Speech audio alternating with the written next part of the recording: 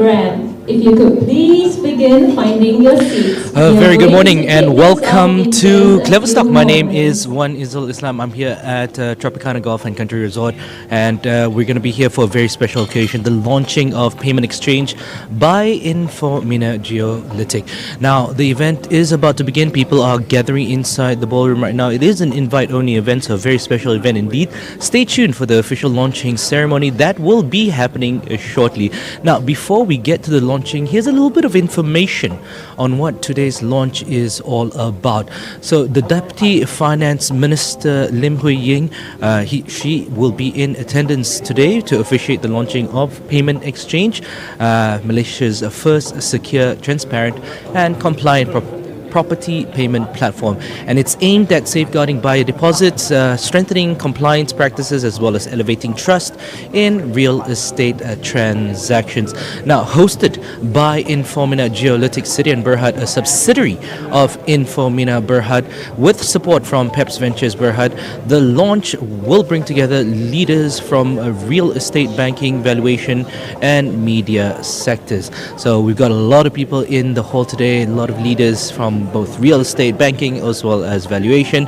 So what exactly is PaymentXchange? It's a vision of elevating trust for a sustainable property market that aligns with the Budget 2026 and the Madani economic agenda to strengthen governance and also digital adoption for public confidence. Now, the platform, it connects property buyers with that of registered real estate agencies, ensuring deposits are channeled into verified accounts powered by Chip Asia, a Bank Negara Malaysia approved payment gateway, providing audit-ready visibility and also reconciliation to support anti-money laundering or AML, as well as counter-financing of terrorism, CFT good practices.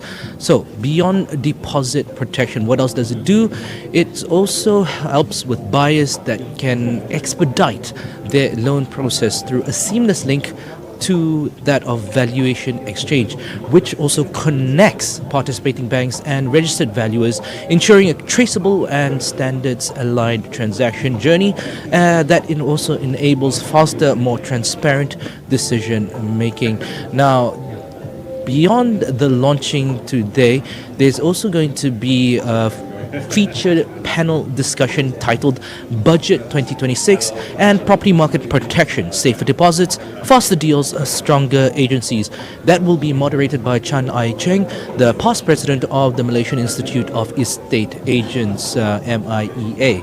Now, panelists will include that of Haji Isha Ismail, who is currently the advisor for PEHAM, president of MIPFM as well, Subramaniam Arumugam, who is currently the president of PEPS, Ethan Leong, who is the vice president of MIEA, as well as Khairul Abdul Hasib, who is the deputy chair of RISM. Now, Gideon Liao, executive director of Infomina Geolytic, he said that this platform's purpose is to create a clearer, safer and faster property transaction process.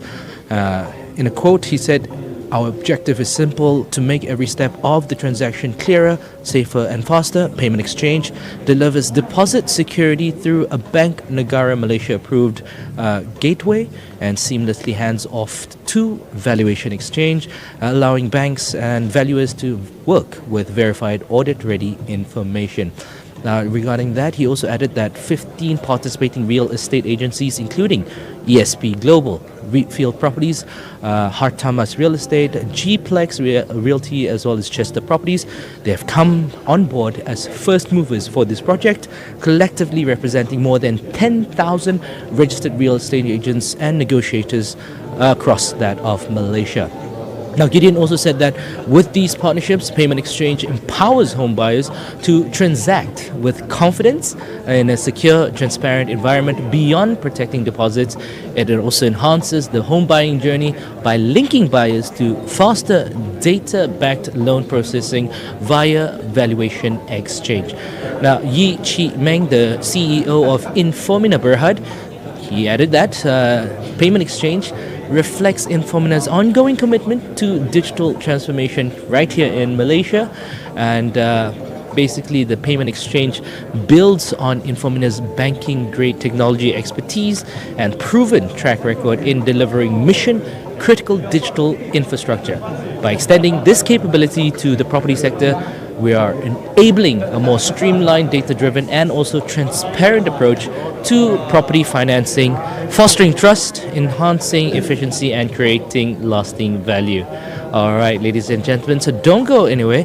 They will be launching the program soon. All right, it will begin first off with the featured panel discussion. So we're going to be witnessing the panel discussion up on stage first of all, and soon as the panel discussion is complete, they will officially launch Payment Exchange by, of course, our VIP in attendance today, the Deputy Finance Minister, Yim Hu Ling. Okay, so I'll be right back later after the whole ordeal is complete.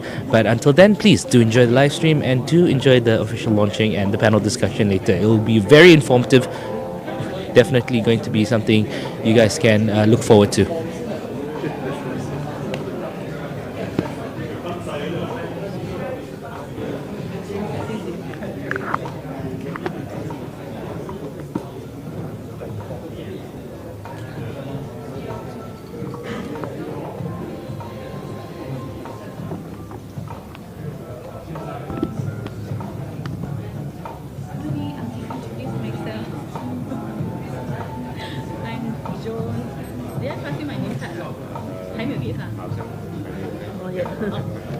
Lepas tu pengurusan prestasi. Atas tu. Laporan. Lepas tu di atas ni. Klik lagi. So regarding this Pakai ikut lesen sikit lah. 我就需要写名字的。对，那好像那些拍水的小大东西，我都有给他们名字，然后有放从这里。然后拍照的时候，Ni. 那些Lepas tu pergi ni. Di laporan. 我们都会provide照片，我们也会放他们的名字。所以主要是华语名字。对，都有。我不用剪，马来文不用剪。我们可以自己来。Lepas tu pergi paste dulu. Anything regarding? Wait, I don't have.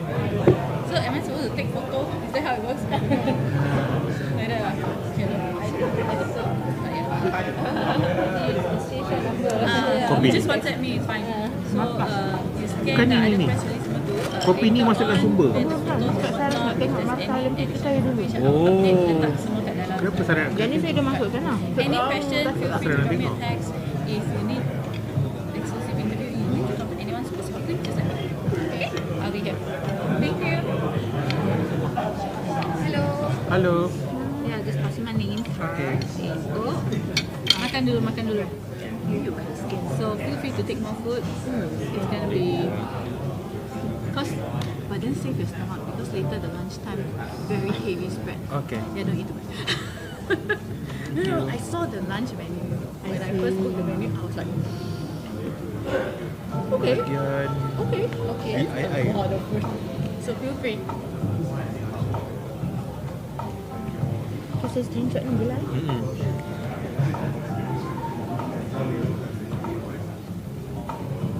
Oh, Sarah saya yang buat. Lepas tu dapat pakai Zina. Macam kalau sana dia bagi 80, Zina tak bagi 81. Dia lebih kurang.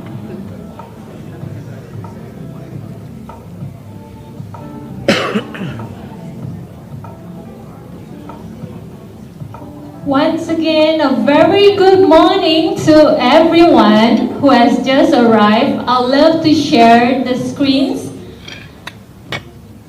I understand that now the technology is very advanced and we are always like to post our activities in social medias, maybe LinkedIn.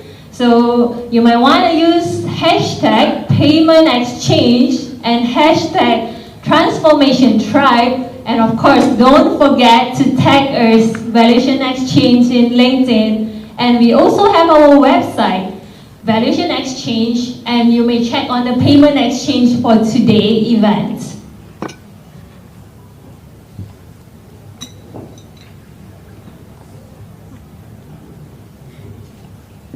We have some delicious refreshment ready outside, and so you might want to grab some drinks and bites, and we'll be kicking off the main event shortly after.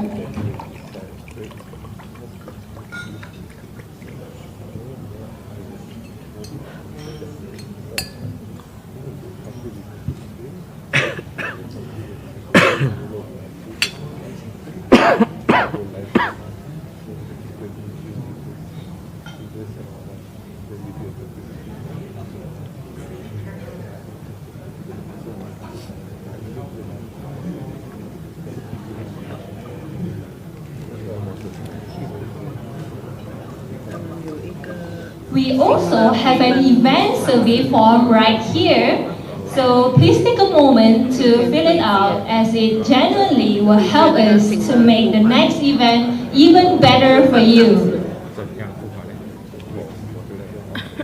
买日子头期，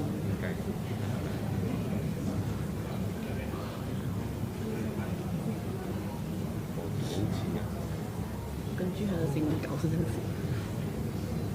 其实我也不懂。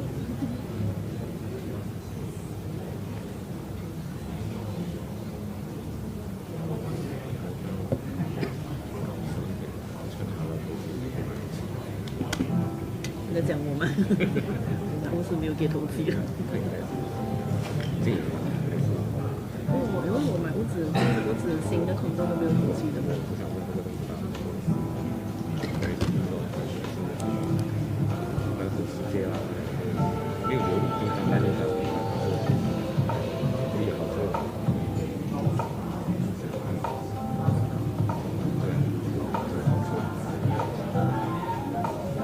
等下你有意思要买第三间屋子？没有啊。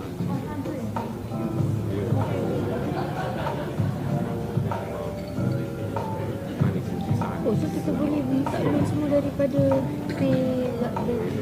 Bank tu. macam apps. Tapi bukan lah.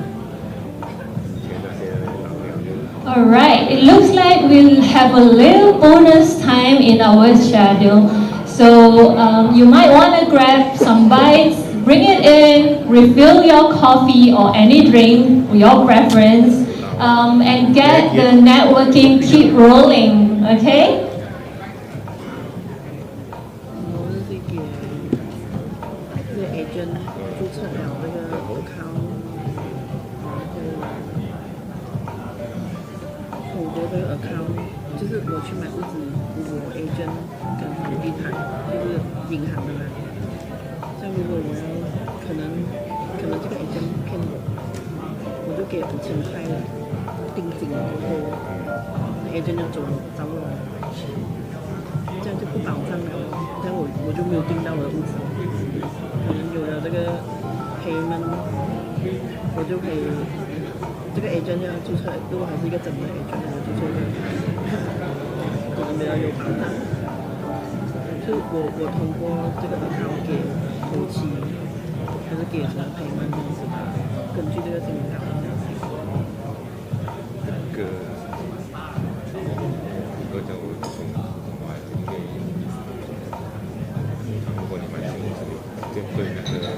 银行就是银行的贷款嘛，因为我不可能全款买，我不可能全款买屋子的。我意思是说，没有多少人啊，就算有都不要那些人。要追税追死我。或者是有的借他就借了嘛，是的，人都是这样的嘛。可能就是因为买屋子不是就是找一个。agent 会帮我找一个银行家，就是银行家，就是孔凤了这个银行批了，批我的 loan， 就是有银行家来找我签 S&P 之类的嘛 ，agent 就不管 agent 的事，除非我们有给一笔钱，就是讲，也不管 agent 是我们给一笔钱是给发展商，什么几千块的一个。抵押还是什么可以退回的。不给也不至于这样贵啊。如果我勤劳一点，我可以自己找。可以的，但是通常他们也找到的，不不会找到很贵给你的，也有竞争的嘛。或者是他们就讲咯，看可以的，只可以借到香港咯。因为我的意思讲，我不懂这个 payment 在做。对啊，是为看出问题嘛，就别人要做。我不是这个出造的说法。很想将这个buyer就是购物者连接去这个注册的 agency 公司。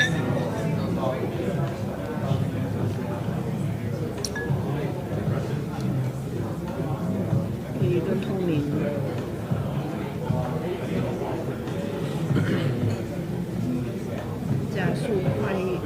加快这个贷款的批准时间。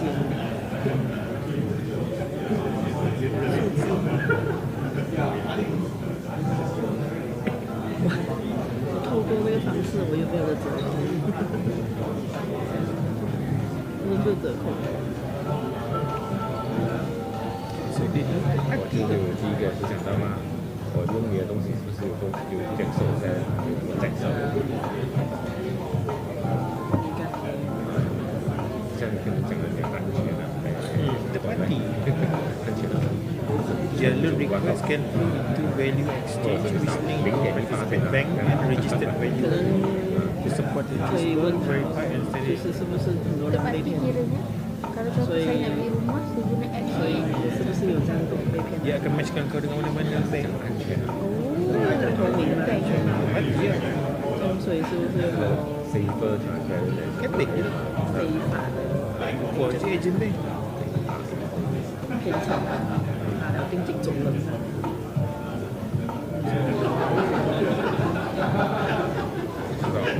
我觉得我平常的话，如果我去了，我直接去交钱了，不要通过特产品的那些就是买卖啊。可是我遇到的 sales carry 的 agent 都很鲁的，很鲁的，真的觉得很多都是那种新人啊。刚好那天他就站台，鲁的我有很多新的东西。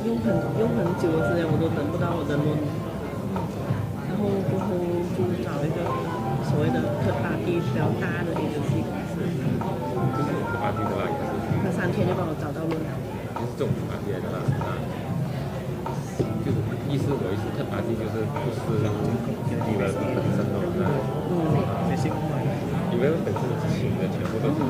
没有所谓的以为的话，就是可能我们是在那种示范屋那边看屋子的嘛，就是他们就是会找自己的那个，也是顺便那边看有没有人要买屋子，然后就发传单啊这样子，那些就是丢了的东西。可是他们也会开放给外面，比如这些公司一起卖这个屋子。我也是购买这个的。所以他们就会可能是找那种工读生啊、学生啊，因为我的人就可能我的人没有批，我就赶紧，然后对方订到3天那个。 Memang dia jenis tunggu 3 tahun aku. 其实我可以自己去找。 Pada cukup macam exam apa semua. Within 2 years aku dah complete. 我听过了的朋友讲的，就是说其实那个地方有不做也做到了，做什么的很难。后来我才知道，这个房地产的 agent 其实也是找一个跑腿。不需要dia ada HR 听给你吗？可以帮你写完成。没有哦，他就是找那个跑腿，找了几天，一直跟我讲不批，哪个 bank 不批，哪个 bank 不批的。到最后呢，我找的另外一个 agent， 他只是跟我讲都批，只是那个利息不一样。Saya akan minta 那个跑腿可能就是工钱啊，没有融资，工钱给不干。那个 kau boleh tax maximum 30 tahun macam 他就把那种大的找先，我有小就算了。所以lagi banyak lah 小 agent 特巴地的小 agent 去帮他们做事情的。那个游戏规则应该是差不多是这样的。就是他们其实也是很多成很多成立会成立，他们不会放弃这些法律的。比如说你找那种，可是他们也是有dalam 可是他们的 PaymentXchange tu tak bayar pun. 快一点， Maksudnya kau pinjam contoh motor 3 trilion, kau pinjam 3 trilion. 他们也是有自己的 sales Semua tak kau tak agency， kena apa-apa lah. Semua pakai face. 很复杂。 Itu lebih sikit boleh kan? 除非等到复杂一点。 Buka sentuh tak sale lah.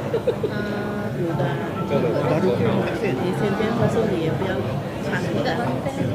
Ha? 你等然后我这种还没有见呢，我就 Projek residensi ke condo? 他见到会保1/4的时候，我就要开始。 Projek residensi ke condo? residency ada ni. Bukan last kali. Oh, dekat kawasan setapak dah habis. So dekat 11 center. Nama dia apa nama projek dia? 还有钱收可以吗？我们有试过，他是在 KL 跟在 Ada satu projek tu aku tengok kat center lah tu. Dapur dia besar gila, besar 可能 gila. 会吃亏啊，除非他真的是很有钱，突然间倒闭了什么，不然那 Cik 种 rumah aku dah jadi kontes bernama dah. 我那时候是在 Unofficially 这个公司， bernama pun duduk semua dengan siapa lagi? 我的那个发展在 Murah kan dia tu rumah aku. 他在 MC 的时候 Lepas tu Lin lagi. 就有那个拖延的机会， Banyak lah Amirul lagi. Amirul 所以他们 lepas tu tak radio lagi 就 ada. 宣布一个宽限期，所以其实应该要更早交屋子，只是因为他有， Jangan kesian. 可是他也很快一下的。他也很快，因为他不想赔钱，对不对？这个Cantik je. 我在看到那个屋子是真的很快，因为我是也是住在附近，但是我有一个人住那里，好快好快好快，突然间很快的。 Developer jenis ambil kabel 因为他 MC 那个residency 没有办法，没有人开工。本来这个人是连还没有建，就建Kau main kat rumah dia打工厂 start buat daripada sebelum rumah kakak aku. Rumah kakak aku dah 2 tahun lebih dah. 算是很大的嘛。 Tapi katanya projek rumah sakit katanya tu akan Daripada bulan 2 itu. Ni dah nak ujung dah nak habis tahun.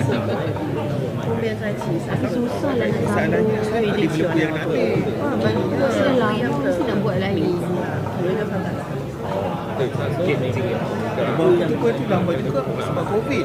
Risau juga aku. 它是 Nasib baik dia lambat betul sebab 不 Covid. 会，因为那里本来就很塞车，本来因为那边是一个商业区，本来就很塞车，本来就很塞车，没有人不能去我那边吃东西。 Saya dah boleh, saya dah. 然后就 Apa tu dia tak habis renovate dia duduk sekali. Tak apa. Bagus. Tapi dia macam dia nak ulang lagi. Family dia rumah dekat Negeri Sembilan kan. Oh, oi, jauh. Sebab dia tak ada family members ada kat sini. Oh, yelah dia kata duduk dengan adik dia kan kat sini. Dia hantar dia duduk dengan dia kat sini. 很少，感觉不是很 Pasal dia kena tipu yang pasang elektrik 现在来讲不是很 Orang tu je minta duit je, tapi kerja tak jalan. Dan sekarang dia cakap bayar dulu saya. Dia cari orang lain. Lepas tu orang terluka. Eh, aku mau 我伸手就可以， bila 伸 sana 手就可以 bila 摸那个边窗口。 tak percaya lah. 这个是他在哪一个国家？ Lama aku bila tahu. 我不能接受那个。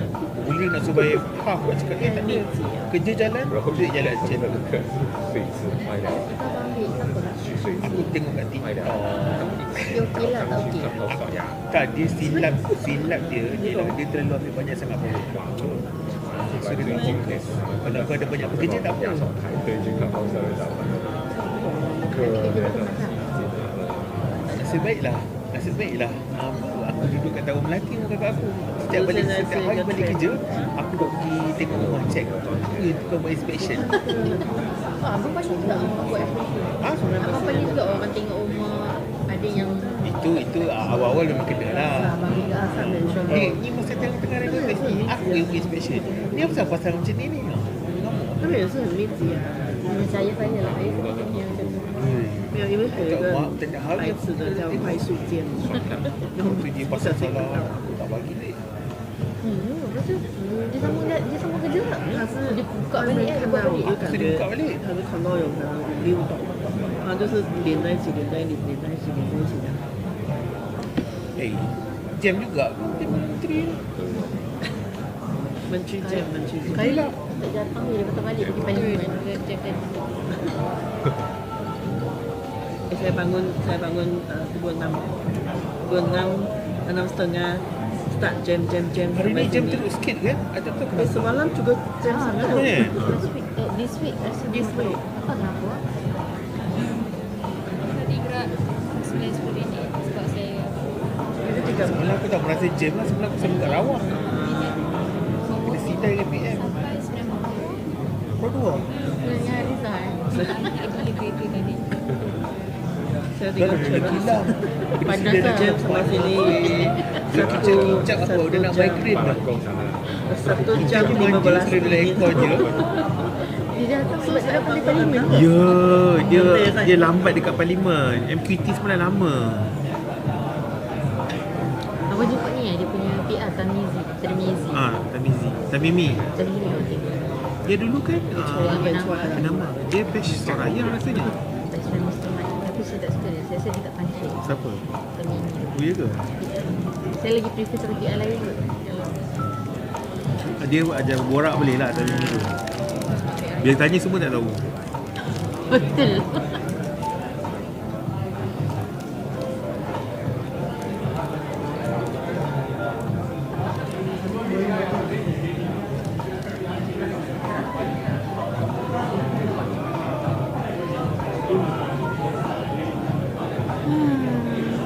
Abang dah settle dah buat NPT semua? Dah.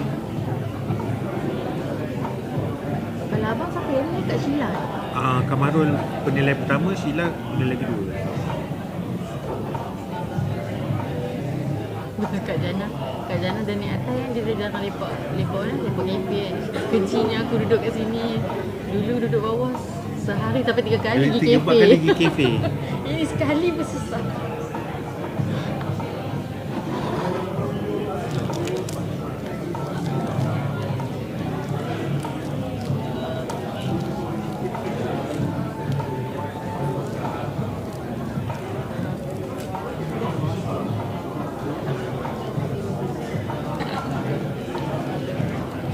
Ini dah flyer ke? Flyer dulu kan ni? Bukan. So you fokus dekat YB je lah ke ni juga?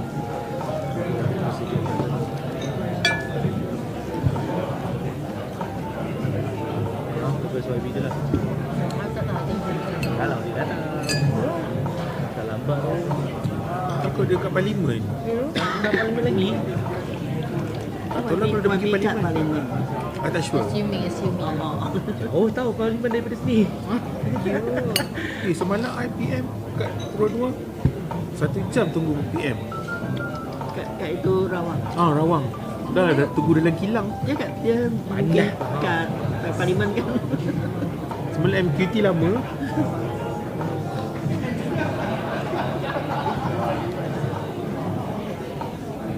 Alright, ladies and gentlemen, we are about to get started with our official event.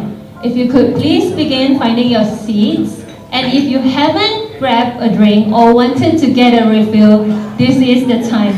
We shall start in 5 minutes.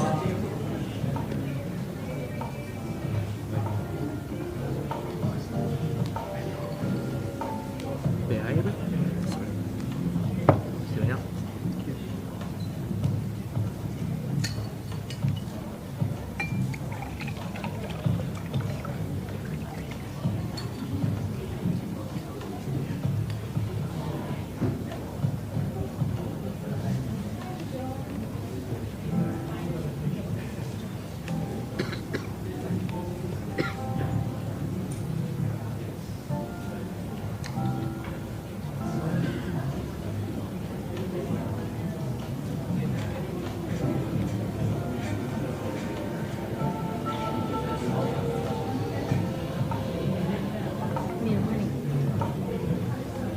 Oh, J Resident.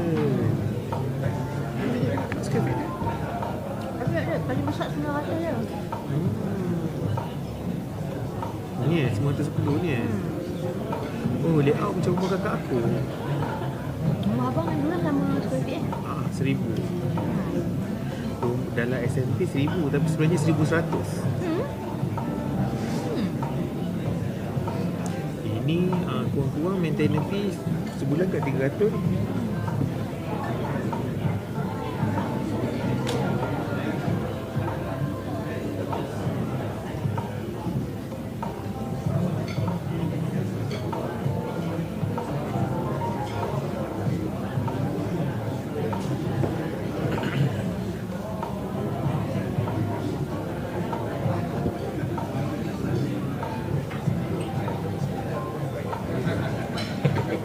嘞。看了5分钟开始吗？嗯？来不来我还是要上班的。我要买个好 Kita ada balcony. 好 Dari situ kita ada cover cover， 电脑的 cover。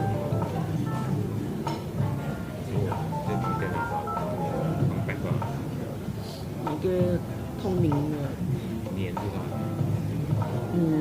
不是粘的，不过它的壳比较软。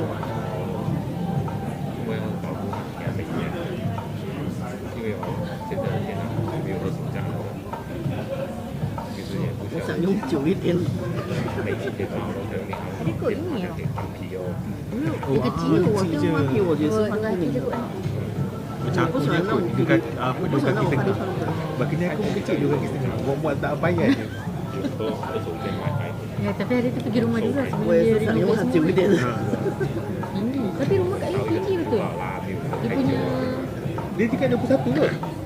tak tahu lah tingkat apa-apa. Dekat rumah aku tu tingkat kalau blok B 因为我之前有买 tingkat 的， 21. 只是我看到 Dia punya ceiling tinggi. Sebab dia satu level dengan tangki air. Tapi jenuh juga kalau ceiling tinggi tu. Tapi cantik lah sebenarnya. Kalau rumah ceiling tinggi nampak luas. No， 我的 laptop 比较有价。Dia penyewa yang bermurah hati. Dia beli semua benda. Ya, orang tu minta semua dia bagi. Aircon lah, heater lah. Cakap baik dia kualiti. 现在没有，现在比较便宜。我觉得以后啦， Itulah. Kat rumah aku ni hari-hari ada orang nak buat sewa tak? Masa dia orang ni buat apa? 不 Buat 是那种小小的啦， buat business. 就是比较好像hari-hari ada orang tanya. 那种才是有，因为它旁边写在15, 16. Macam 现在 trending 了的都是这种的。 nak sewa parking lagi yang berebut-rebut. 对呀、所以 laptop 又太重，所以我觉得以后 trending 是这种的，就是比较 Kalau kita beli parking, bayar 然后 sekali 又 dah 如果是打字的话，可以用 keyboard， 有些甚至没有 keyboard 嘛。 Good morning, everyone, once again. For those of you who just arrived, welcome. Today is about so much more than just a product launch. It's about starting a revolution in how property transactions are handled in Malaysia. We are here to champion 3 unshakable pillars: transparency, compliance, and truly safer property transactions.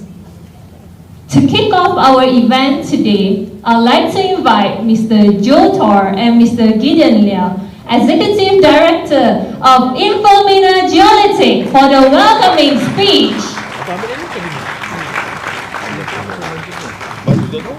Hello, thank you everyone for coming. I am such an honor, man, to see such a full room. Thank you to members of media, but importantly, I want to also welcome, all the representatives from the associations. We've got, PayHam representatives from PayHam, representatives from RISM, MIEA, PAPS. So we thank you so much for coming. We're really appreciative of your presence. Today is a big day for us because we are here to launch something which we feel is really important, not just for the real estate market, but it's something that is important for consumers, right? And that's what we are here to do. But so my name is Joe, and this is Gideon. You got your mic? I've got my mic. Thank you very much, Joe. Thank you, everybody. And as Joe has mentioned, we're very honored to be here with our partners, the industry, the media, and really, when we began this journey, Joe, we had a simple but very powerful idea. We had a belief that trust really is the currency of progress. And so this is what we are planning right here on this launch day of PaymentXchange. And it's not just about taking a step forward for a formula geolytic or valuation exchange or payment exchange, but it's essentially taking a step forward for the whole entire property ecosystem. And I think one of the main things here is that this product that we'll be launching later is not possible without collaboration, right? So this is really, we see this as an industry initiative. We see this as partnering with many of you. Most of the room today, you represent over 10,000 real estate negotiators in Malaysia. That's almost 30% of all real estate negotiators in Malaysia is represented in this room today. And that is the point that we're making here. This is a collaboration. We want to build this trust platform together with you, the industry. We want to bring transparency to our market, to the real estate market, and we want to bring sustainability to our real estate market as well.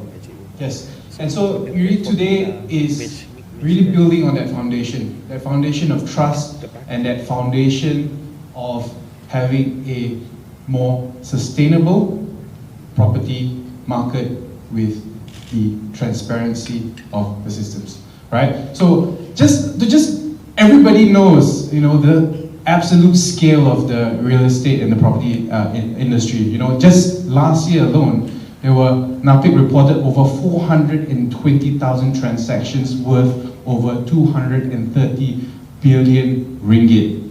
Now, those numbers are not just numbers on the charts. Those numbers are families buying homes. Those numbers are investors investing in communities. And those numbers are businesses anchoring their future in the industry. So, what we need is, Joe. I was waiting for you to give a punchline. When you look at it anyways. So here's the thing, right? So there are a lot of moms and dads, they're buying homes. A lot of people are buying property, yes, but what we are also seeing, according to PDRM, over 2021 to 2024, over 300 million was lost through property-related scams. This is specific for property-related scams and growing. What we're also seeing is we are increasingly seeing cases of fraud, happening in the market. The most common ones are QR codes being sent out, whereby you've got the real estate agency name, because when you buy property, you should be transferring that money to a registered account, a registered client account, and we are starting to see scams show up whereby some transferring to personal names, and those are the sort of things we want to eliminate. So it is a huge market, but there are also risks, and that's what we want to solve for. In terms of the scale of the whole ecosystem, we have over 36,000 practitioners, most of them here in the room. We have over 1,400 companies that keep the property market going every single day. So it comes a point in time where what needs to be done to align this big group and this industry, and the time is essentially now. So thank you so much to all of you being here. We will be launching PaymentXchange later today. We will be going through in more detail, but I want to stress, and I really want to thank again all of you in this room, representing over 10,000. We have 36,000 registered real estate negotiators in the country. We've already got over 10,000 represented here onto our platform. We cannot thank you enough, but this is just the start. We want to be a collaborative partner to the industry. That's our mission. We want to build this industry. We want to build a more sustainable industry together. So hang tight. We've got a pretty exciting schedule coming up, and followed by the launch of PaymentXchange. Thank you, everyone. Thank you.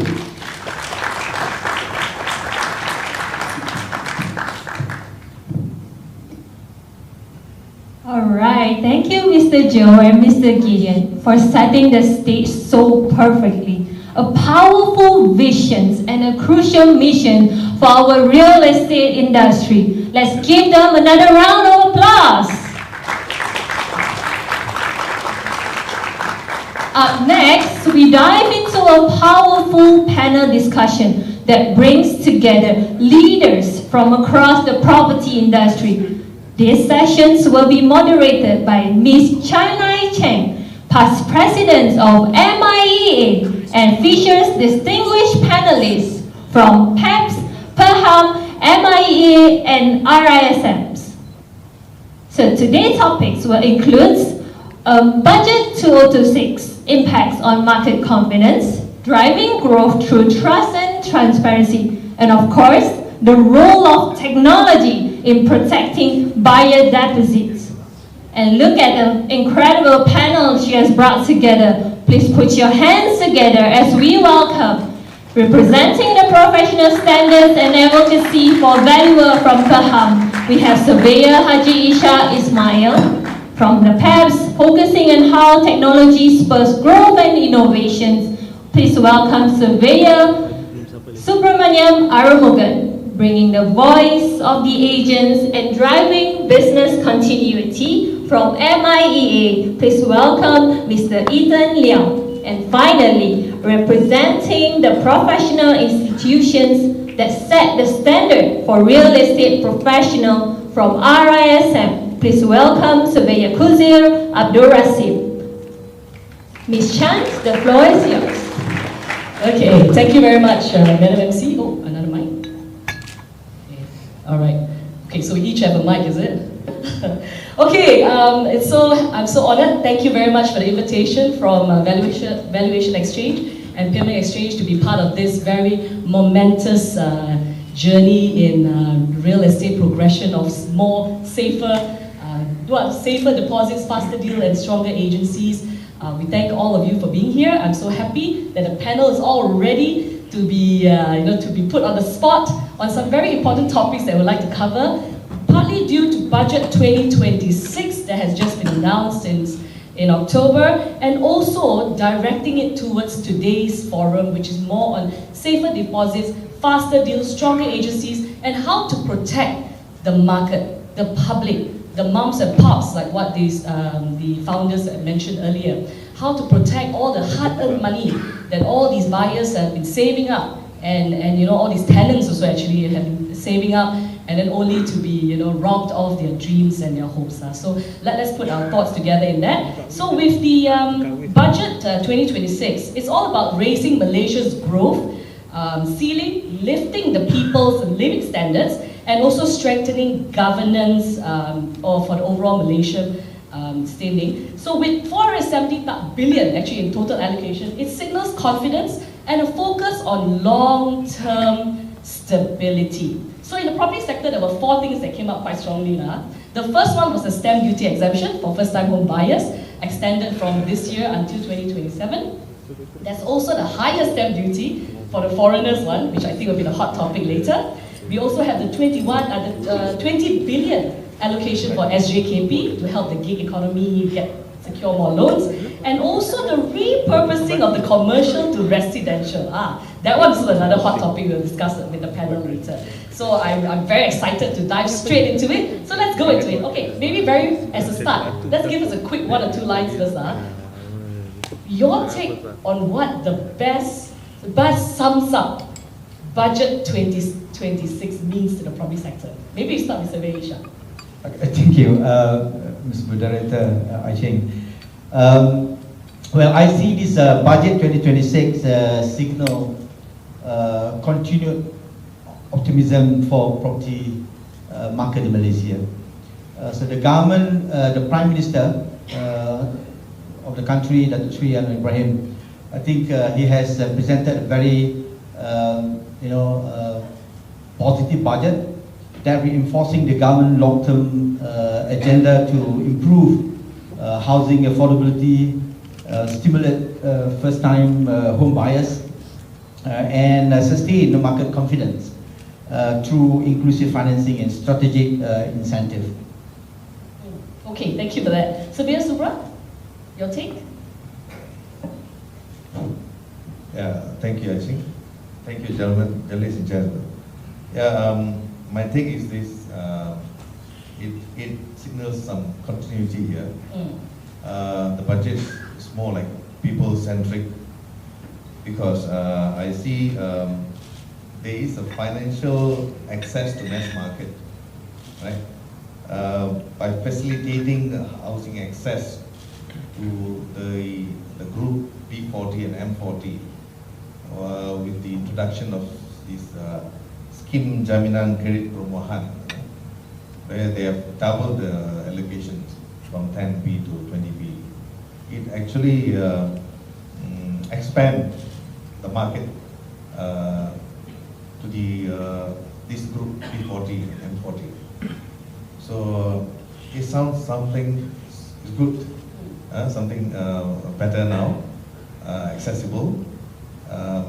Hope it brings improvement to the market. Thank you. Thank you. MIA, Ethan?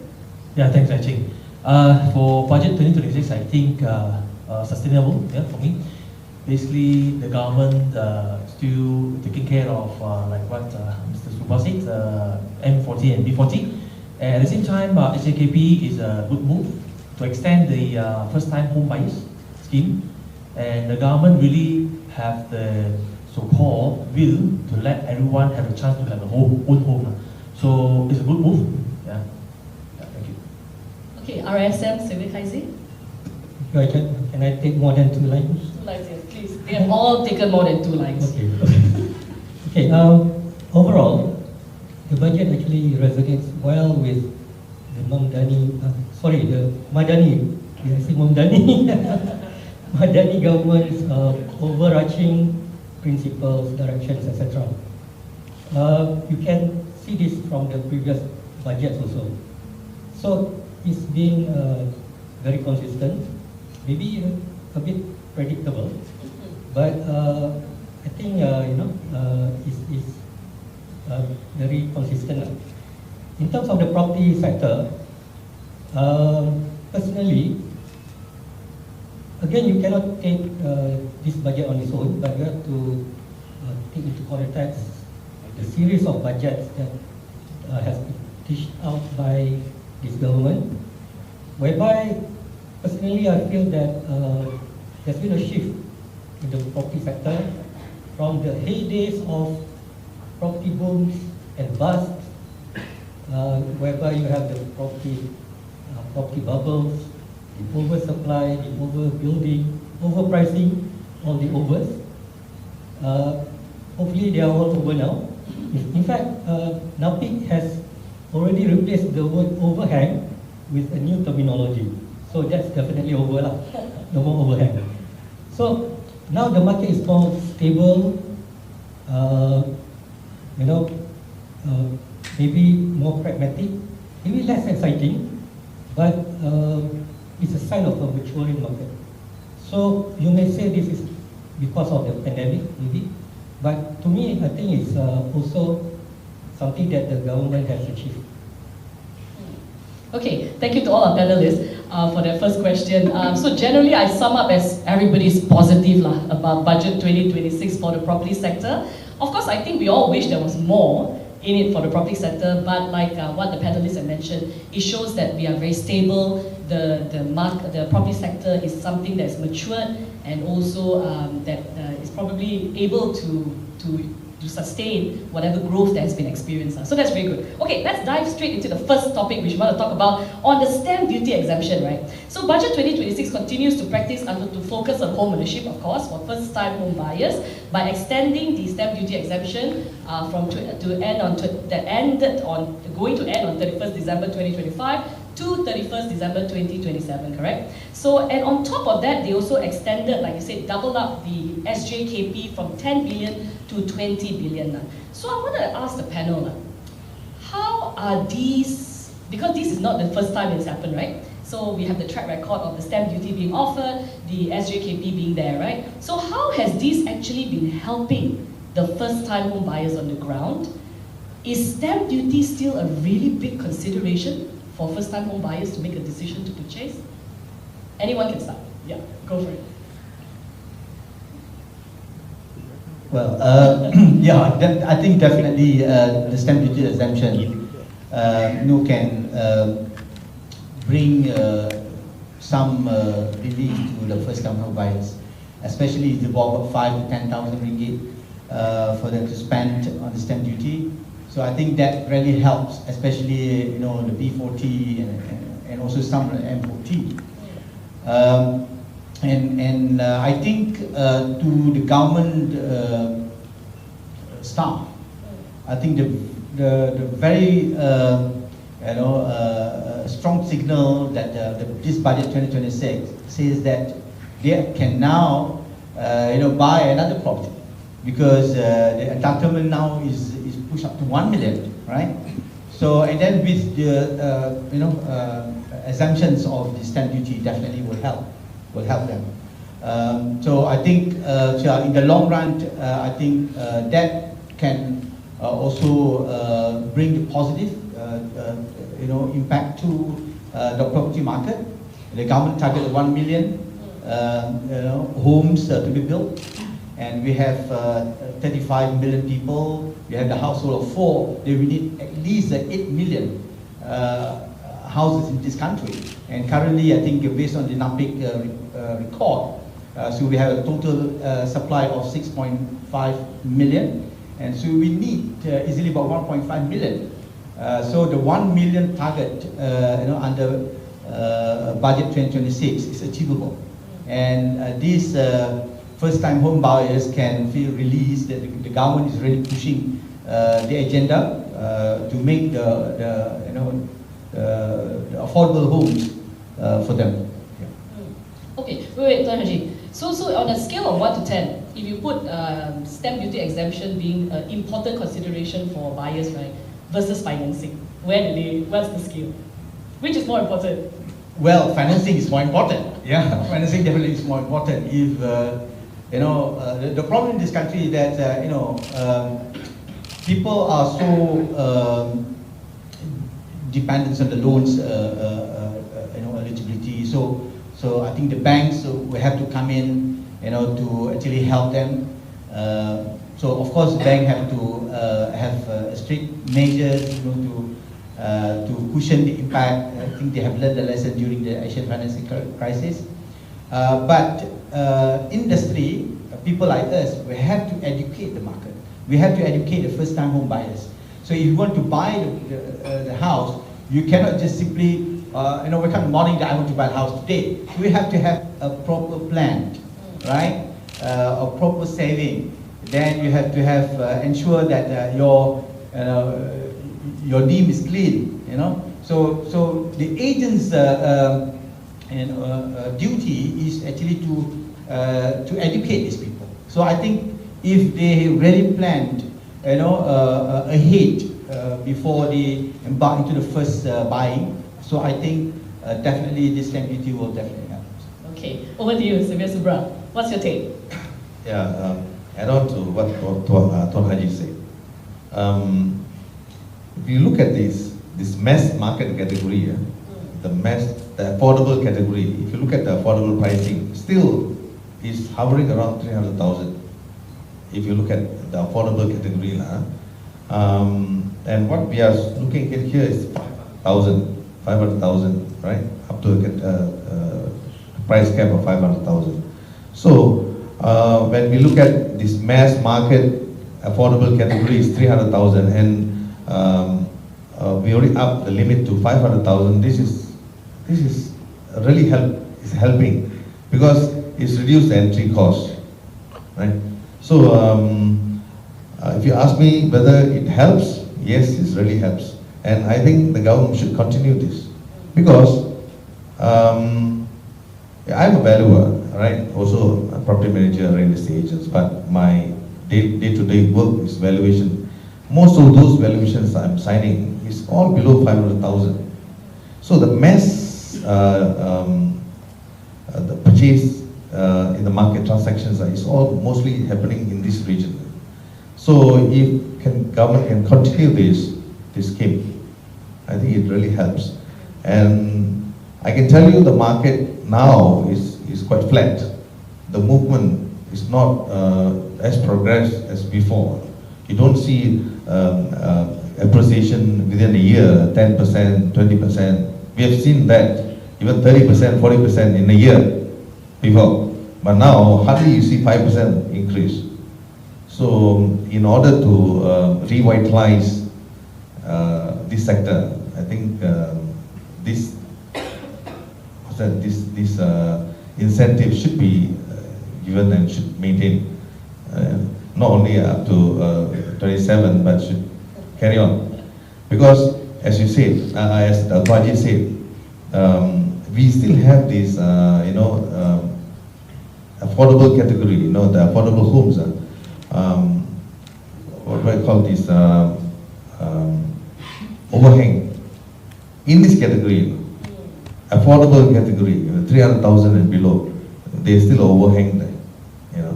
So with this kind of incentives, I think we can help this sector to move. Yeah, I think. Okay, thanks for that. Yeah, so definitely important, and I think the government is making the right move. First-time home buyers always deserve the focus for the country, not the second or third, fourth, fifth-time home buyers, right? Okay, perhaps MIA, Ethan, on perhaps the sub-sale sector, whether these incentives have spurred that segment. Yeah, on top of that, I also agree with what Tuan Haji just said. Estate agents need to educate the group of people. In fact, there are many people, they actually want to own their homes. I think the government rule is good, like what Sylvia Supa said, it should be extended more than beyond 2027.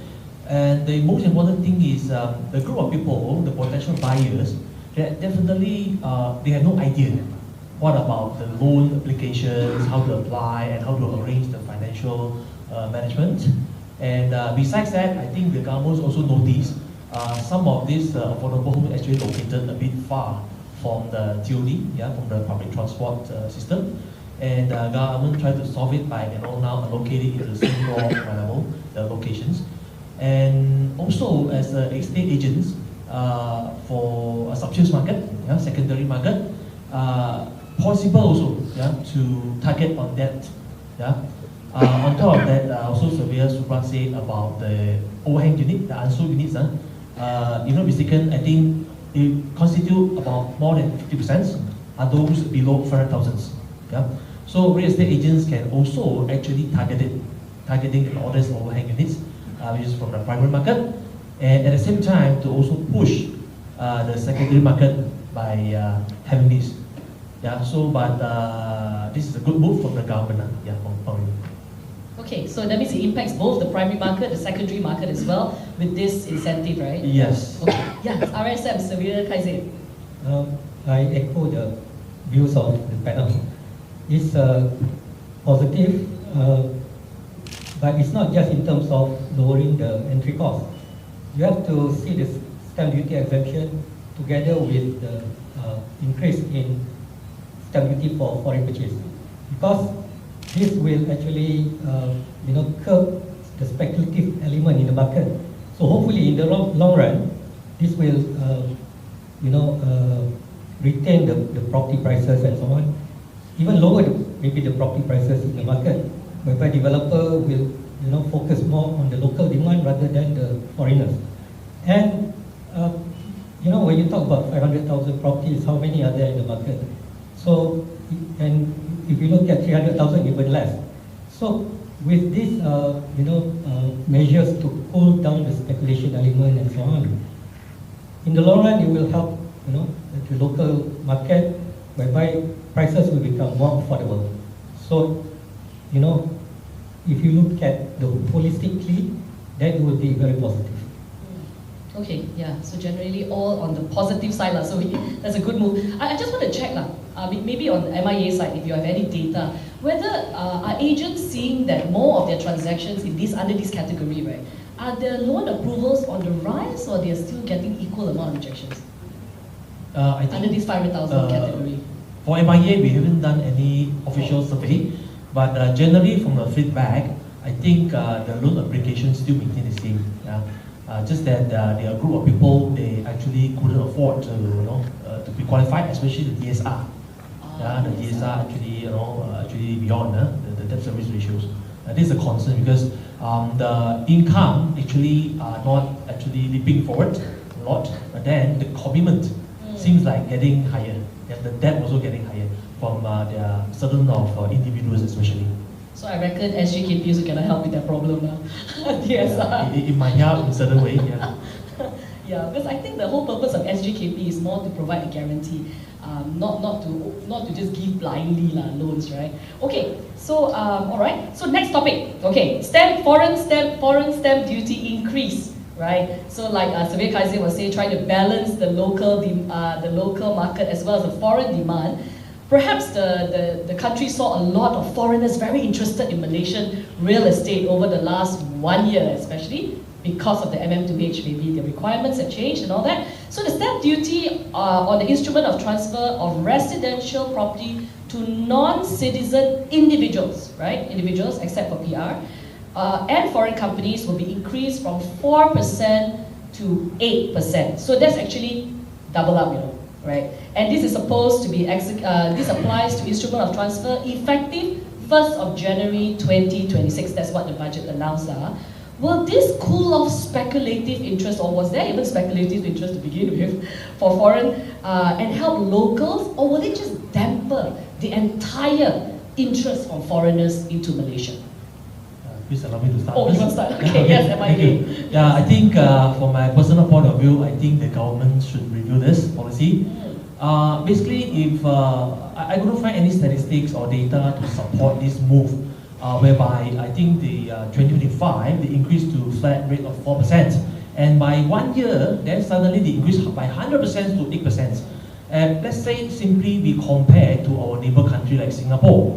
We know that the levy is 60%, but then I think Malaysian market, we are different from Singapore market. So this actually dampened the efforts for a lot of also estate agents, trying to bring in a lot of foreigners to buy property in Malaysia. Especially, I think it doesn't have any conflict with the local buyers, because I think the foreigner trying to fill up the gap whereby the local buyers couldn't afford to buy or maybe not interested to buy, especially in the KL city areas. So then that now they start to fill up the gap, but then suddenly there will be the interest to buy may be slow down. Especially, I would think there's a very heavy impact for the first half of 2026. Yeah, this is my point. Okay, interesting viewpoint. Do you have any other points of view? I know this is a controversial topic. Yes, Sri Subra. Yeah, it's controversial, but you're okay with the views, huh? Oh right? yes, Yeah. go for it. No, when you say cooling off, right? First it must be hot, right? Then only you come up with the cooling off measures. Is the market hot or not? Right? I mean, if you look at the market for the last couple of years, it's not hot. It's just stabilizing, and it's just we are having a stable market now. That's it. We are not really in a very in a speculative zone. No, it's not like that. We are just developing, and we have reasonable sales. It's not like hot sales, right? It's really not really hot. So I think these measures at the moment, if you came out with these kind of measures, it's going to dampen the effort. Especially, I can tell you, those areas affected will be like KLCC, right? And then Johor Bahru and Penang maybe, yeah. These are the areas where you see a lot of developments, a lot of interest shown by foreigners, especially like, for example, in Johor Bahru, there's so much of the developments as far as the RTS is concerned. With the RTS, a lot of developments coming in. So, well, of course, this will encourage new developers going to new developments, and you need buyers for that. But by having this kind of regressive rates, I'll say, it definitely affect the market. It's not helping actually, and especially when we have MM2H and all that, right? We are actually, I mean, we are actually attracting. We want to attract the foreigners to come in, right? Remember that, I mean, foreigners, they are only interested in those areas, those active areas and all. They are not going to residential areas. Like I'm staying in Kampong, no foreigners buying in Kampong. Right? They are only interested in areas like KLCC where the investments, the business activities are. So they are actually buying into these areas. But we need these kind of people coming into these areas to do business. TRX, for example, it's a business hub. Johor Bahru is a business hub, you know. So you need foreigners to come and set up their businesses there. So we need to encourage these people to come in there to buy. We cannot stop them from buying into these areas. Locals, I don't think you want to go and you want to buy a home in KLCC, correct? Unless you're a business, you have a business there, you buy, you know. Only investors will buy, right? So I think it's not a good idea, if you ask me, yeah. Okay, so we are already 2 on Camp A. So, but obviously there must be a rationale behind why the government made this move, right? So maybe Tuan Haji, before you share your viewpoint, perhaps let's try to dive deep into the thoughts that came, why this thing even came about. Yeah, why this adjustment to foreign stamp duty? Yeah, I think when the government proposed to increase to 8%, I think maybe from the information that they gathered, that the purpose of buying these high-end properties is for speculative reasons. So they want to combat the speculative element. But again, I share the same opinion of Eden and Subra, that we have excessive supply in the high-end market. And if we want to this category to be absorbed by local buyers, it may not help, because the housing affordability issues, so it's still crucial. That's why the government pushed the agenda for the affordable homes. So living these high-end categories would be a massive problems, a major problems in this country. So we have to ensure that the market is being able to be absorbed, by the buyers. So the buyer could be a local and foreign buyers. So I think the foreign buyers are interested to come into Malaysia, and the area that they are interested in, I think Subra has said, is all the strategic cities, KL, Penang, or Johor, So in my opinion, I think the government maybe can relook again to see whether if the purpose of purchase is not for a speculative reason. For example, if they want to buy an MM2H, a category, so this should be reviewed. So if they want to come in, and buy under, if they are the first home so-called owners in this country, so maybe they should be also given a incentive, or they should also be allowed not to be imposed by the 8% stamp duty. So we hope that the government should perhaps relook and get the right data. Okay, so probably information, right? Perhaps different categories would have been applied. But maybe before our last speaker said, but actually, if let's say the property is 1 million, right? 4% is 40,000, right? Let's break it down into ringgit lah. So double up of that is 80,000. So that's another 40,000 more, right? Which is less than, maybe what? It's like 9,000 USD only. Is that really such a big impact for these foreigners to make a buying decision? Would that really affect them? Sylvia, fancy? Yeah. Well, yeah. If you take exchange rate into account, it may not be that much. And they are billionaires anyway, right? Anyway, coming back to, maybe I have a different point of view from the rest of the panel. Yeah, talking about Singapore, actually they've been using this, stamp duty, increase in the stamp duties as a tool, as and whenever they feel like, there's the market is hitting up, then they will use this as a tool. So it's not even something you would call a flip-flop policy. And also, understandable that Malaysia is not maybe as hot as the property market in Singapore, but in certain locations, they mentioned about Johor, the panel mentioned about Johor.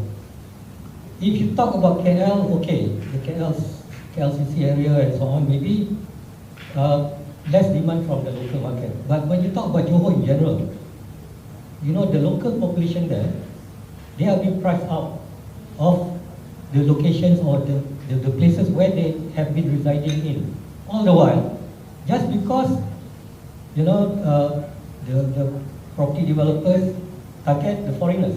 Because being near to Singapore, you know, and being able to sell high price to the Singaporeans, they will then, you know, just look at the profitability. So this actually affect the local, the affordability of the local market. So maybe I agree to a certain extent, the 8% may not be applicable, you know, wholesale, but maybe looking at a certain locations, certain types of properties and so on. But overall, I think this is again resonates with the vision of the Madani government, you know, whereby to make property affordable. Okay, thanks, Sabir guys. Oh, Ethan has something to say. Maybe just to add on a little bit. Just now you mentioned about the 1 million and then times the 4%, yeah, or 8%. But then if you look at the Selangor side, it's 2 million double. Right? And from my point of view, there are not all the purchasers actually from the Millennial, you know, there are a lot of normal purchasers, and then some of the foreigners, they also need to get the loan facility. So that's why I think we have to look at another mass market. And for the speculative prevention and all this, I think the government still have another tool, is RBGT. Yeah, RBGT. So if they make profit, then they have to pay first 5 years 3%. I think that's sufficient at the moment lah. So my personal point of view, I hope the government really listen to us, the practitioners, and then to review this.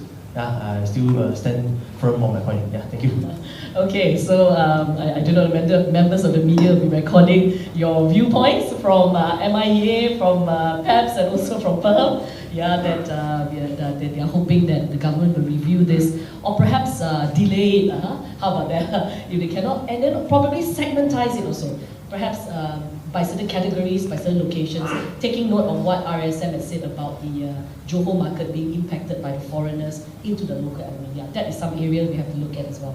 Okay, that point, repurposing commercial properties to residential. I think because of the 2020, wow, pandemic of 2020 is crazy, right? It's been 5 years, right? And we're still talking about it, and the commercial sector may still be somewhat impacted to a certain extent.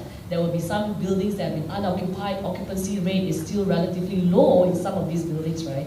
And to revitalize these urban areas, so a special tax deduction of 10%, capped at 10 million, I think, per claim or something like that, will be introduced for renovating or converting commercial buildings into residential units. Okay, this is interesting. So I want to check, perhaps, you know, with those who deal a lot with, I think maybe the valuers can start this first. How feasible is it from a technical point, right, and also market point of view, of repurposing commercial properties into residential units? Well, I think last 2 days, I think the KPKT minister has indicated that the KPKT is currently conducting a study, right, on the repurpose commercial building to housing. And of course, the budget 2026 has actually encouraged, you know, the repurpose. But the reason why the government introduced this incentive of 10 million, so because many of the commercial buildings, you can see, especially the older commercial buildings, so has an excess supply in certain areas. So we can see numbers of commercial buildings in town. You know, some of them have moved to Menara Warna A. What happened to the buildings, for example? So perhaps this will allow the owner to think on how the building can be absorbed and occupied, and of course bring the return to the shareholders. But from the values perspective, we have to understand, I mean, when we look into this proposal, the first one is the title is under commercial, yeah? It's building under commercial. So if you want to repurpose to residential, then you have to convert. The conversion has to be done. You have to convert from commercial to residential. Government is giving a waiver, for the conversion premium, for example. This is not very clear, right? So number two, how about this building approval? So you still have to go through the DBKL or to any local councils to get it approved, right? So, and of course the approval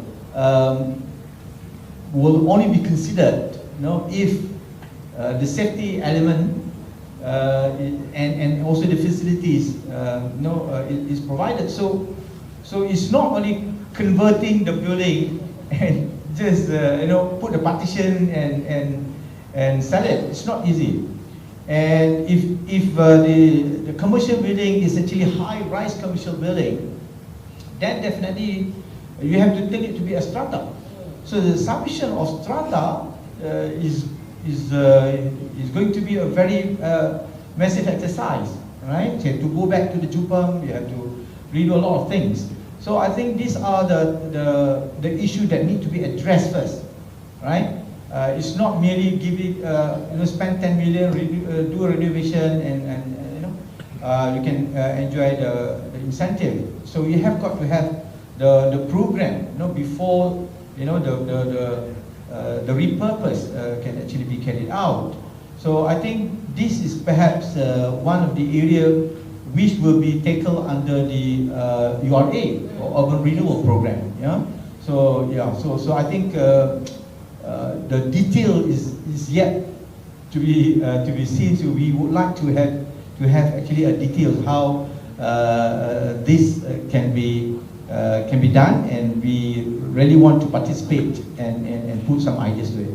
Yeah, so I think it's good that the incentive have been given, but I think more thought needs to go in, because the process itself, that's why the technical viewpoint, right? It's not so easy just to convert, or just like you say, put partitions. There's strata, there's common areas, there's common access, common properties, and everything that comes with it. But so perhaps like what Anton Haji is saying, pass over to Surveyor Subra. Is this part of the initiative of the Urban Renewal Act, actually? Is this a step towards that direction? Is it part of it? Maybe. Maybe, yeah. Because there's no clear, because what I echo Tuan Haji's view just now. There are a lot of legal implications here in regards to zoning, conversion, and all that.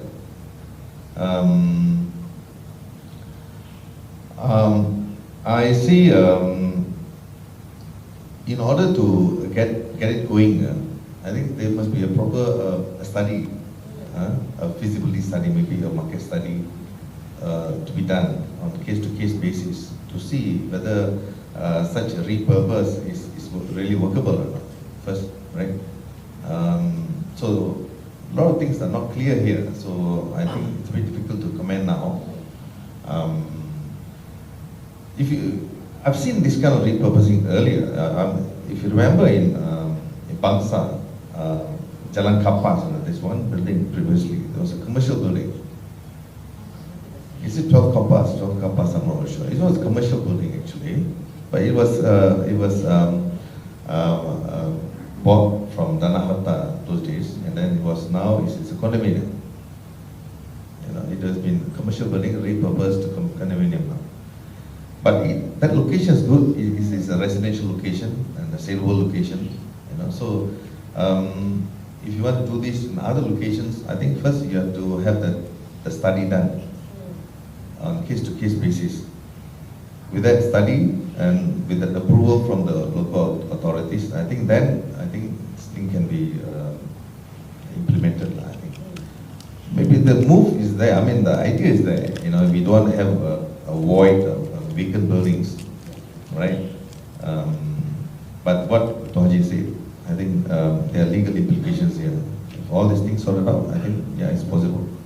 Yeah. So it's not something new, it has happened before. Yes, but to what extent it can be applied to all buildings that are need to be repurposed, that is the question I think is to be explored further. Yeah. Okay, okay, all right. Yes, please. Okay, repurpose, renew, I think these are two different things. And in fact, they are creating a conflict here. On one hand, you have vacant commercial buildings. It's a waste. On the other hand, you have occupied residential buildings. So why not do repurpose first? Do one first. You reduce the wastage, all these vacant buildings, occupy them first. If you do both, is the market big enough to absorb? Then you actually cannibalizing yourself. So I don't think it's part of the renewal renewal agenda, but it's something that you want to do everything something like that. Okay, interesting. You want to do, I think they're trying to cover the gaps so they're thinking what to do about it, right? So maybe just let it be repurposed but I think a lot more thought needs to go into that proposal. MIE.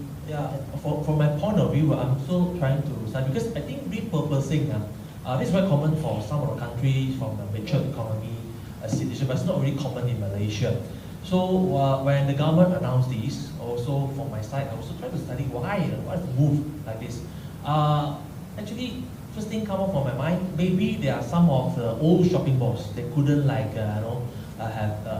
sustain or maybe to carry on the business. So to repurpose into places that can be used for residential use. I mean that could be possible, one of the reasons. That's the way I can see it. Okay, but I'm more concerned when the government they actually propose this kind of scheme, the tax incentive 10% of the deductions, but the implementation part, what Tuan Haji said. So in Selangor itself, we have 9 local municipal. So means that how do we standardize? Because I also understand that there are different procedures, different flow, different requirements. So I think the government also need to look into that first. What is the process to apply, and then later on, like working with Japan, the zoning, the town planner, the steps, is not really clear at this moment. So for those really old buildings, I don't know, repurposing is actually very complicated, right? Retrofit and all that, right? Would it be easy to just knock the whole thing down and build a new one? Perhaps that would be maybe an incentive should be given for that, right? Complete repurposing of the space. So I think I want to carry on what Samir Kaiser was saying. Could actually, obviously repurposing and urban renewal and all that, the different matters, but could this repurposing actually reduce the occupancy rate issue that is being faced by the office space market? And the shopping mall, in the shopping mall. Will it actually help or not? I think that's the purpose behind this. I believe that's the purpose behind this incentive, right? But is it the solution? Is it the pill for the industry to solve the unoccupied shopping malls and the unoccupied office space? Okay, I can do the question is required to relook back. So the valuers through the Association of VAPs and RSN, and we have actually had a joint submission a couple of years back to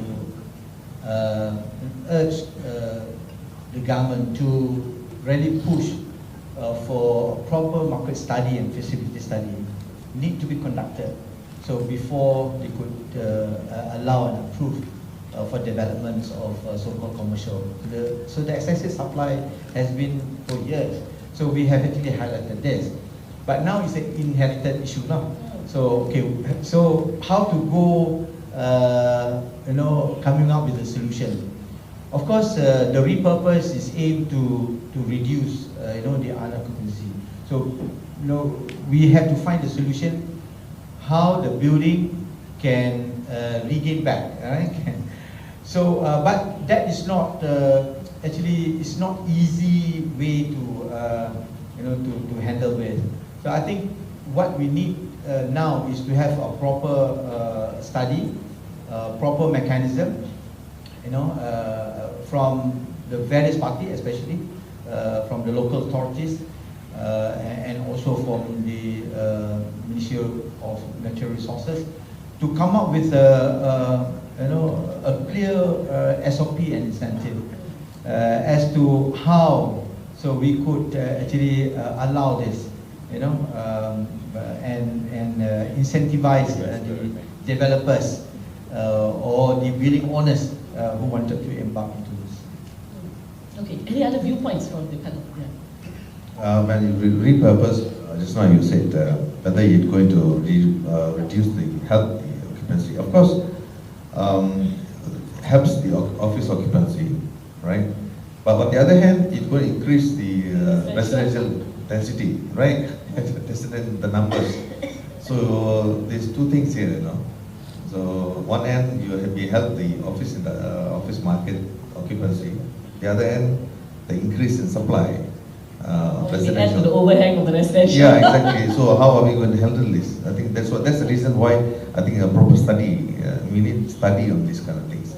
Maybe we can handle this with a proper study on case-to-case basis. I think it is doable. That's an interesting one, to do the study, right? Wow, so Samir Kaisi was saying perhaps the 10 million can be allocated to property consultants to do the market research that looks into the details of how this mechanics is going to work, rather than an idea that this could work, rather the mechanism and the whole infrastructure behind it to really make it work, and to not solve one problem and cause another problem, but actually looking at the entire system. Okay, so we'll talk about stamp duty, we'll talk about the SJKP, we'll talk about the repurposing and all that. So now we want to come back into driving market confidence. Okay, so beyond, because, I think very important is, in order for the buyers to start buying, right, they need to be confident of the marketplace, or they need to be they need to trust the system or things that goes around it. So confidence, where when the buyers place their deposit, it is safe. Confidence that the agent and the agencies are operating transparently. And confidence that when the deal moves faster, supported by technology and trust. So this brings us to the next point of our discussion on driving confidence, growth and protection in the marketplace. What will truly make buyers and investors feel confident to transact? Is it better policies? Is it stronger people, or is it clearer processes? And any panel you go for it. Yeah. To drive confidence in buyers and investors. I think all the three that you have mentioned is exactly that can drive the confidence among the buyers. What the buyers actually needs is to have a transparent system. So they need protection, right? Now I think we implement the sell and build system. I think the KPKT, or through the budget 2026, has encouraged developers to embark into the build and sell. So that is good to actually to protect the interests of the customers, especially the first-time home buyers, from the issues of abandoned housing project and so on and so forth. So they need protection, right? And number two, even though everyone has a dream to have a home, but not all can afford to have a home. Why? Because the issues of the financial capability, the affordability issues. So we need to address in terms of how the bank can come in together, and the SJKP back application. I think that perhaps will help this group of people. So they need financing, right? But over and above of these two, so they also need people like agents, okay, to protect them against scammers, against these people, who are trying to take advantage. So over people who does not really have knowledge, right? So that's why I think the importance of the agents to basically guide them, from the very beginning, bring them, invite them for the training, for example. And last but not least, I think we need to have a system which can assist everyone, all right, through the process. Payment of deposit, for example. Definitely the board of values appreciates agent property managers, put in the Malaysian estate agency standards that requires all the agency companies to have the client's account. But there are some who have actually cheat people. The rent, the negotiators, they collect the deposit, but they pay into their personal accounts. They came to the board, right?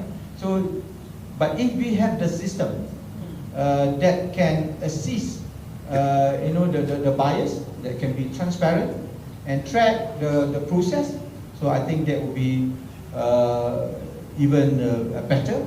And I think, so that will bring definitely a confidence among them.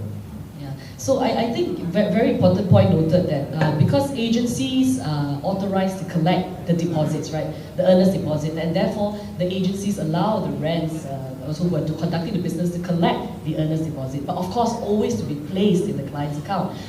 Perhaps when we look at those, let's zoom in on that deposits issue, right? So is technology or maybe some verified system or some digital system or something like that, what should come in place to protect the buyer's money when it comes to deposits that they place to purchase? Maybe Ethan?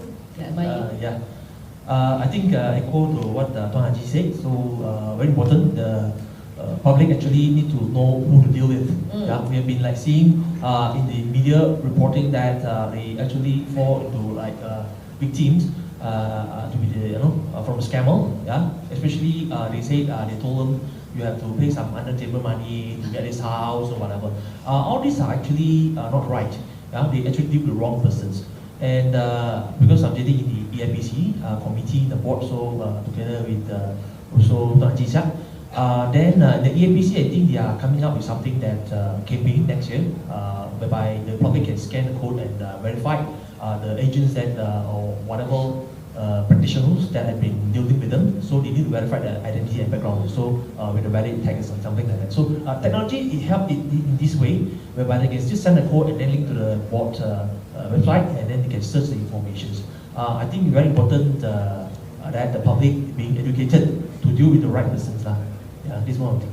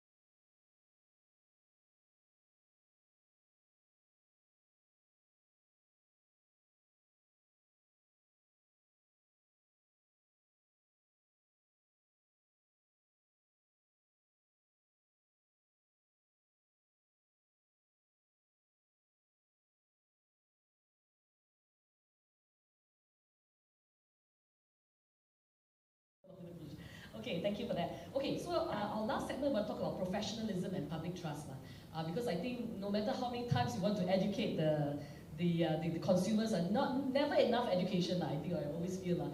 And with property scams on the rise, I mean, I was so surprised by the statistics shared by Joe this morning about 300 million property scams in 4 years, 2021 to 2024, and that is very alarming, you know. And so how so many people have been scammed in the property, and we need this to come down, because then people have the confidence to buy. Otherwise, if everyone's going to be scammed, then who dares to go and make the earnest deposit payment to, you know, to agencies and all that? Everyone will be very scared, right? So maybe let's look at with the property scams on the rise, or how to control that. How can we better protect the public, and how to reinforce trust in registered agents, registered valuers? How do we do that? Yeah, I think in this country, the buyers actually have the protections under the law. We have so many laws in the countries. When we come with the dealing with the agents, we have Act 242. We have the Valuers Representative Agent Property Managers Act 1981. We have Rules and Regulation 1986, which of course focus into professionalism and uphold a high degree of integrity. So if you want to deal with any agents or rent in town, so you have to ensure that they are registered with the board, and the rent themselves will have to go through the process of continuous improvement every year, a renewal program, right? So that is okay. I mean, if you deal with the right agents registered under the board, so I think they have the avenue if there is anything wrong, right? But the problem here in Malaysia is that there are so many people who are actually doing the illegal, activities. But the consumer, especially the buyers, they some of them are scammed because they lack of knowledge. They are not perhaps educated, and we need enforcement here in this issue. So as far as the Act 242 is concerned, saying the Board of Valuers Representatives and Property Managers has got no enforcement power. So they have to work together with the police, okay? Only the police can go after the illegals, right? So even though the law says that if they are found guilty, they can be subject to 300,000 and 3 years imprisonment, blah, blah, blah, but at the end of the day, the police have to go after them. So the Board of Valuers has received a lot of complaints about the illegals. They have lodged a police report against this group of people. So we need, in the future, the police will have to come and assist. That's number one.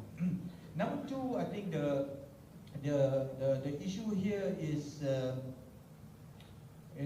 some of the process transaction does not require, the assistance from the agents. So that is sometimes will create a lot of problems. I mean, the buyer and seller can deal directly, of course, and they can also use anyone if they like. But along that process, the agent is not involved.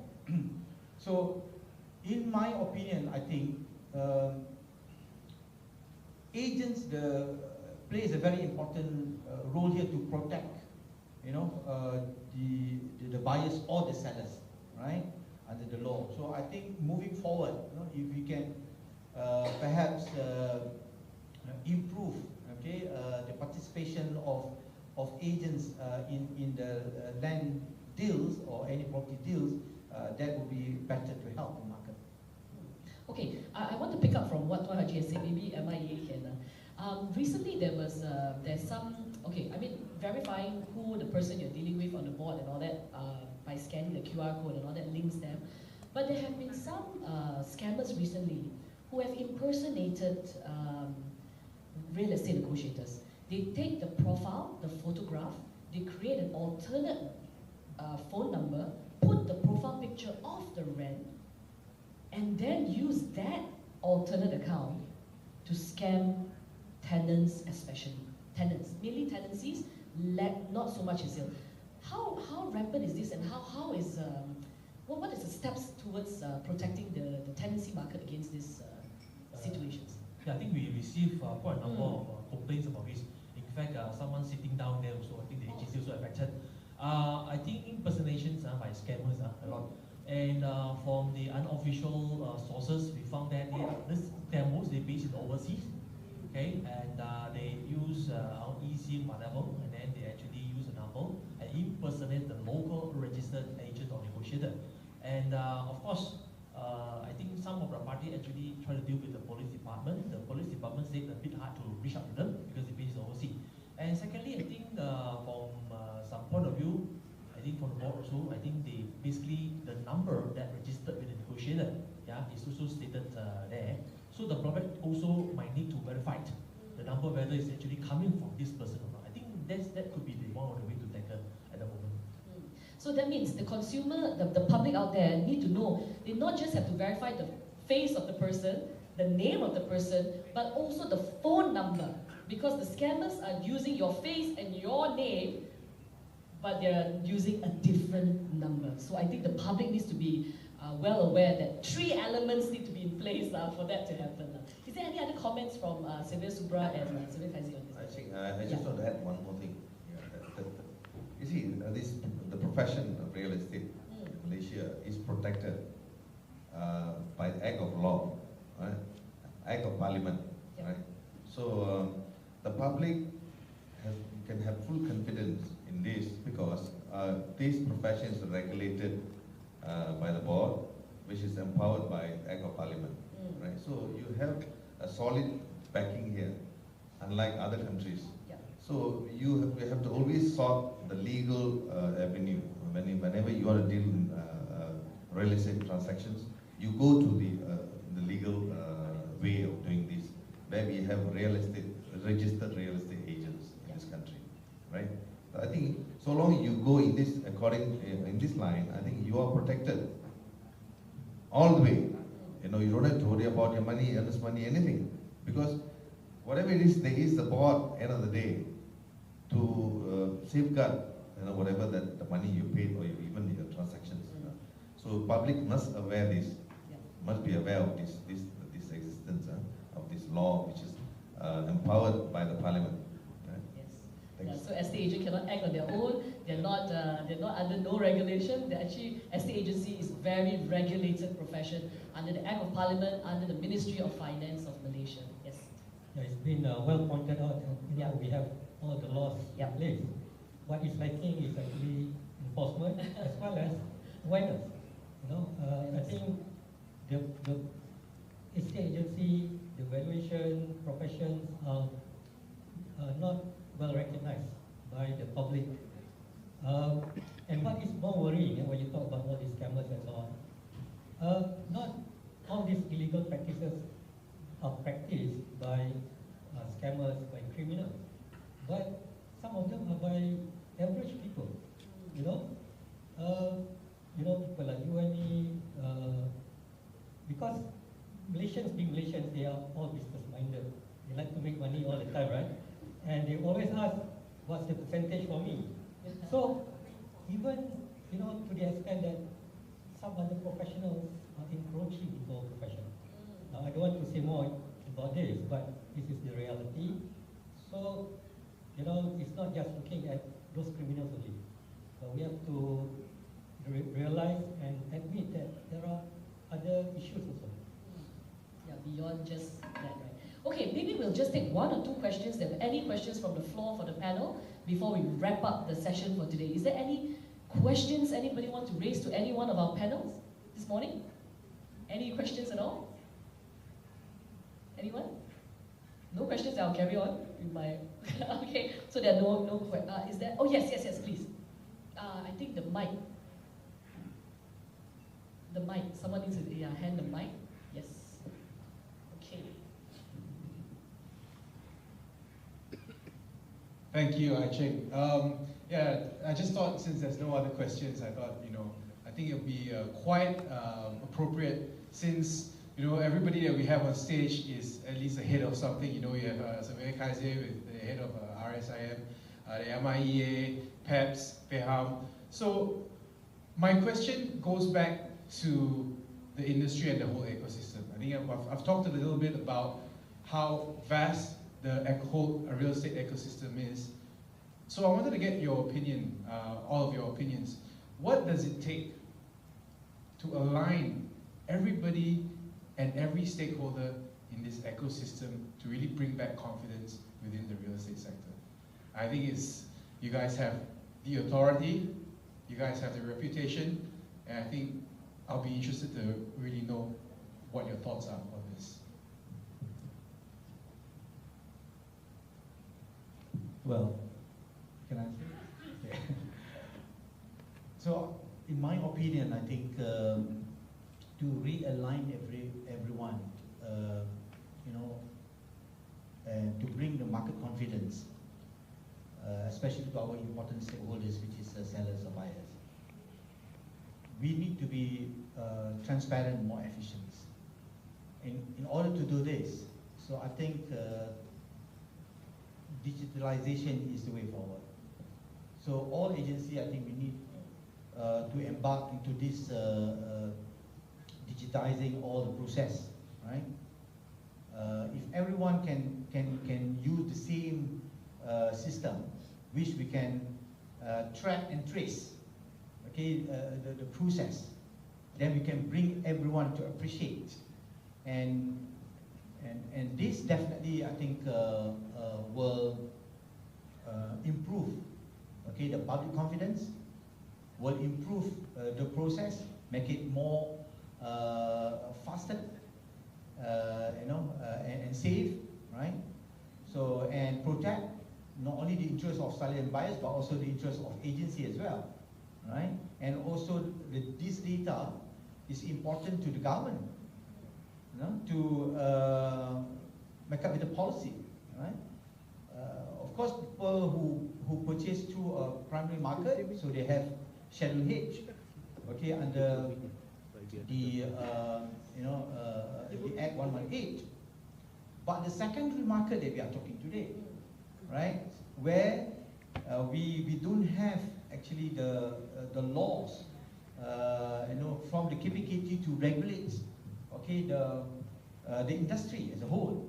So we have the agency under Act 242, but in the secondary market, it's entirely up to them to practice in whatever way they want. So I think if we can have the system that will bring everyone, okay, into that system, and the system will help to actually assist us to identify the problems, okay, if there is any, and to capture any elements for continuous improvement. So that definitely helps.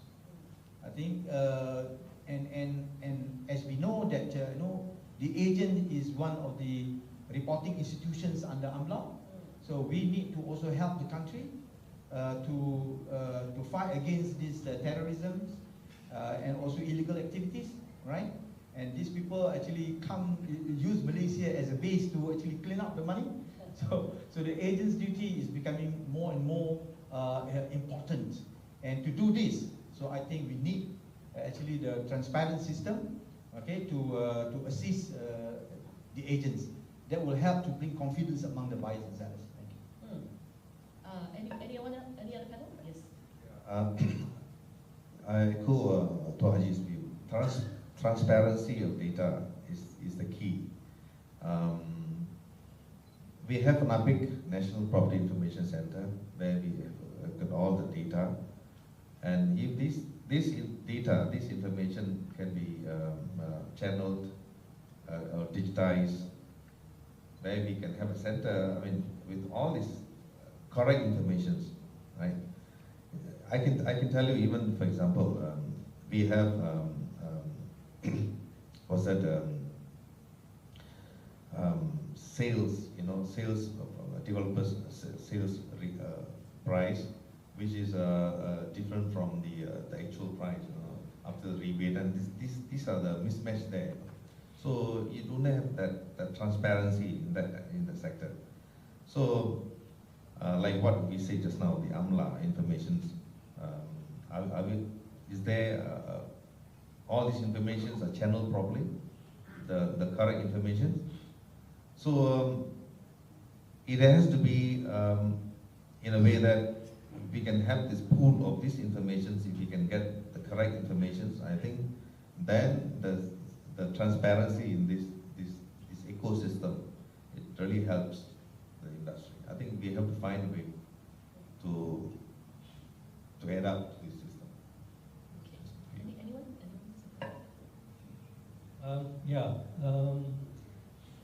Confidence of the market, I think, apart from transparency and efficiency, is empowerment through data or through information. So make the market empowered by having all this data, but not just about transparency of data, but data sharing. You know, currently the government data are being held by various departments, different ministries, and so on and so forth. And no one wants to share. You know, they all hog this data, this information, because to them information is power, data is power. So when I used to be in IRDA, the Iskandar Regional Development Authority, and we looked at establishing what we call the Iskandar Malaysian Urban Observatory, a depository of centralized data, whereby all the data from all the various government ministries and departments are centralized into one platform, which is called the Urban Observatory, and use the technology, big data analytics and so on to actually come up with, informed data and shared with the stakeholders, all the stakeholders. Of course, you don't give raw data, you don't give sensitive data, and so on and so forth, but data that are useful in order to make decisions, in order to, decide whether you want to buy or sell or whatever. So these are the way to be. I mean, the way of the old ways of hogging to data, to information, should be things of the past. This is the digital age already. And until now, I think, the government are still struggling to establish this centralized urban observatory. Now it's actually at the federal level already, under KPKT. But even until now, it's not moving that well. So I think because still there are resistance from all the various parties that are data owners. So I think we need to have a paradigm shift, mindset shift or change towards a data sharing environment. So this will then gain the confidence of the market. Yeah, I think just now your questions about the whole ecosystem for real estate. I think I pick up a point from Sophia Kaizil just now. There are 2 points. One is actually about enforcement, like Don Haji said. And also, second one is about the public awareness and also education. Yeah.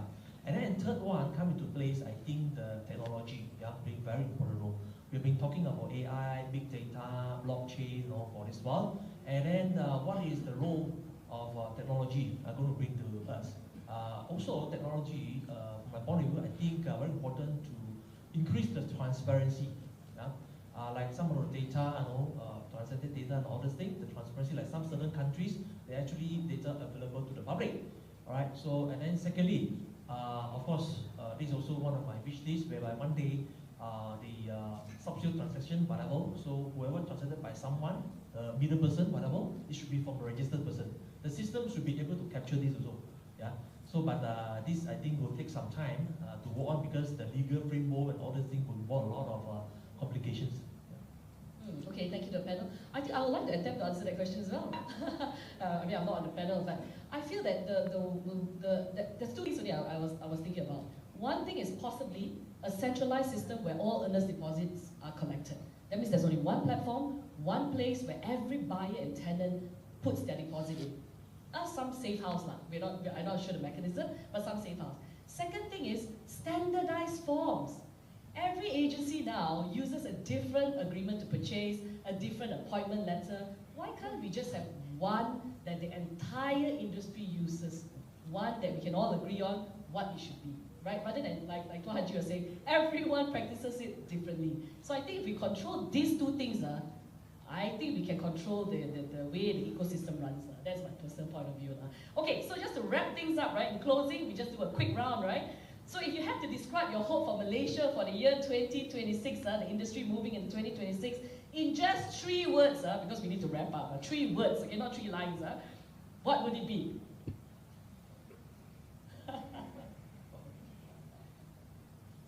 Trusted, transparent, transformative.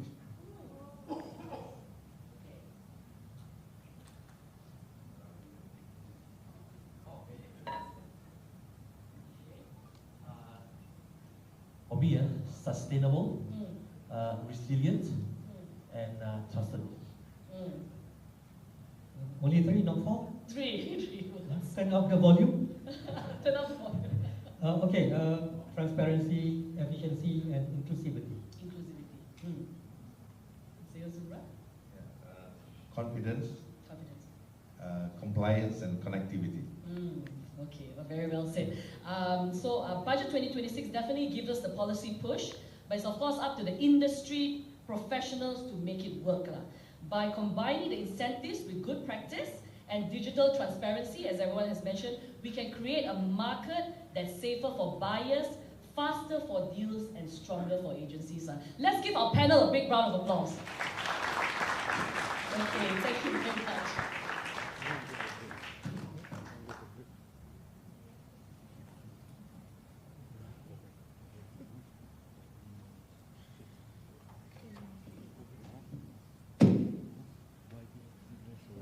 Thank you, Ms. Chan, Surveyor Haji Ishak, Surveyor Subramaniam, Mr. Ethan Leong, and Surveyor Kaizu for the insightful discussion. Let's have another huge round of applause for our moderator and esteemed panelists.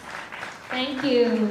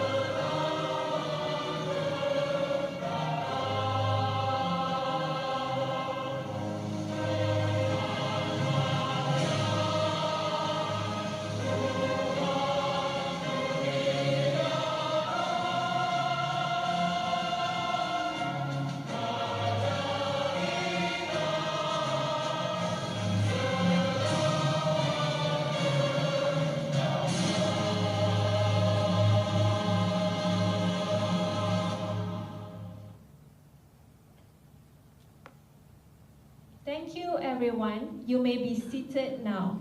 Ladies and gentlemen, it is now my pleasure to invite our guest of honor, Yang Berhormat Wan Lim Hui Ying, Deputy Finance Minister of Malaysia, to deliver the inaugural address.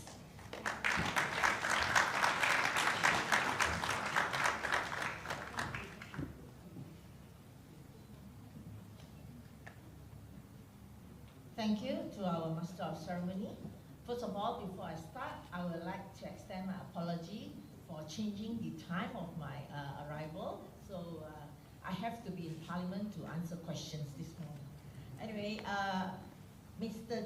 Yi Chi Ming, the CEO, Managing Director of Infomina Berhad, and all distinguished guests, all members of the media, industry leaders and stakeholders from the real estate, valuation and banking sectors. It's still good morning, right? Or it's going to be afternoon. Anyway, Salam Sejahtera and Salam Malaysia Madani. It gives me a great pleasure to join all of you this morning. Today's event signifies more than the launch of a platform or the introduction of a new system. It reflects our shared commitment to strengthening confidence, reinforcing compliances, and enhancing resilience within Malaysia's property market, a sector that plays a fundamental role in the economy, in business, and in the lives of Malaysians seeking a home and a stable future. In recent years, the government has been consistent and clear in its direction. Digitalization is not a luxury, but a necessity. We see this in how taxation is administered, how subsidies are delivered to the rakyat, and how financial services are regulated and supervised. The core objectives remain the same: to strengthen governance, reduce leakages, and ensure fairness, accountability, and efficiency at every level of the system. The property sector is no exception. For many years, property transactions have involved multiple layers, various parties and processes that can at times be fragmented. This creates inefficiencies, prolonged transactions, timeliness, and in some cases introduce vulnerabilities that can be exploited, particularly at a time where scam activities are becoming more sophisticated. By introducing digital infrastructure that records, reconciles, and reports transactions in real time, we are embedding trust within the system. When records are consistent, when data is verified, and when audit trails are secure, we create a market environment where both opportunities and responsibilities move together. Transparency becomes a foundation, not an afterthought. Ladies and gentlemen, as we approach Budget 2026, several areas remain central to our national economic priorities, ensuring that every ringgit in circulation is traceable and accountable, encouraging private sector innovation that complements national development objectives, strengthening confidence in our financial system to protect both consumers and institutions. In this regard, compliance is not merely about adhering to rules. It is about protecting value, protecting trust, and protecting livelihoods. This is why upcoming the Anti-Money Laundering Act, or we call it AMLA, and the Risk Management in Technology framework is crucial. These frameworks ensure that funds entered and moving through the system are legitimate. Identities are verified and accountable. Transactions can be traced and audited where necessary. These are safeguards that protect buyers, lenders, practitioners, and the integrity of the entire financial and property ecosystem. In this context, platforms such as the PaymentXchange and the new digital solution from Infomina Geolytic is about to launch today can play a meaningful and strategic role. Infomina Geolytic, through its data and digital infrastructure capabilities and valuation PaymentXchange, through its standardization of valuation and transaction processes, work to ensure that key points in the property workflow are secure, consistent, and transparent. By integrating verified data, valuation digital frame workflow, and payment trails into a secure digital environment. Buyers and sellers are protected from fraudulent activities, deposits and loan approvals become more transparent, and banks and financial institutions can manage risk more confidently. This is not simply about convenience. It is about establishing a system where trust is embedded in every transaction. From the moment a property deposit is being made to valuation is requested, to the point that financing is approved, to the final transfer of ownership. Ladies and gentlemen, for decades, the property market has been seen as a pillar of economic stability. It influences confidence, wealth creation, financial planning, and intergenerational security for families. Therefore, the question before us is not just how we make transactions faster or simpler, but how we make the entire ecosystem stronger, more transparent, and more resilient. When digital clarity replaces manual uncertainty, when processes are standardized, and when accountability is built in every stage, the entire industry moves forward. Buyers gain confidence in their investment, banks reduce exposure to unnecessary risk, valuers operate with greater consistency, agency and developers benefit from shorter processing timeliness, and timeliners, and regulators are better able to monitor and protect the market. This transformation is not only beneficial, it is necessary for long-term stability, sustainability, and growth. As Malaysia positions itself in a global economy where investors are increasingly focused on transparency and regulatory credibility, a property market that is well-governed and dictatorially verifiable strengthens our national standing.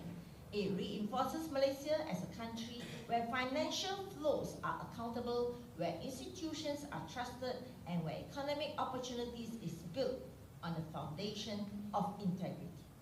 Today is not merely about technology, it is about the future of how we collaborate and safeguard trust in one of the most critical sectors of our economy. It is about ensuring that the system we build today remains strong for the generations that come after us. Before I conclude, I would like to express my appreciation to Infomina, Jolytic, and all partners and industry players who have contributed their time, their expertise, and their commitment to bringing these initiatives to life. Your efforts reflect the spirit of collaboration that Malaysia needs us. We move towards a more digital, more transparent, and more resilient economy. I'm honored to be here today to mark this important milestone, one that I believe will play a meaningful role in shaping property market that is fair, secure, and future-ready. Thank you very much.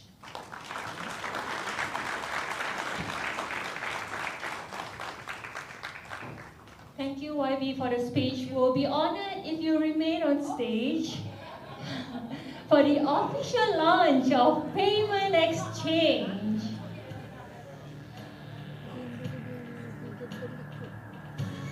Alright, and now may I please invite our key stakeholders to the stage to join YB. Please welcome the Executive Directors of Infomina Jolytic, Mr. Joe Tor and Mr. Gideon Liam.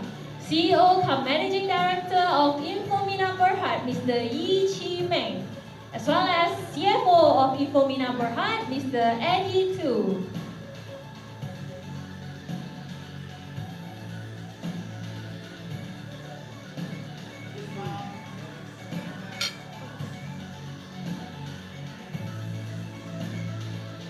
And of course, this launch is only possible because of the forward-thinking leaders who are championing this change today. Please welcome the representative from our pioneer agency, Chester Properties, E-Trend Realty, ESP Properties, Firdaus and Associates, Harta Great Properties, Harta Mas Real Estate, I Am Global, Mega Harta, MLP Properties, Ripfield Properties, Shah Real Property Consultant, and Viva Homes Realty. Please give them a big round of applause as they step forward to unlock the future of property technology. Alright, the stage is set. This is the moment. We are about to officially unlock the agency advantage, bringing transparency, compliance, and safer transactions to the real estate industry.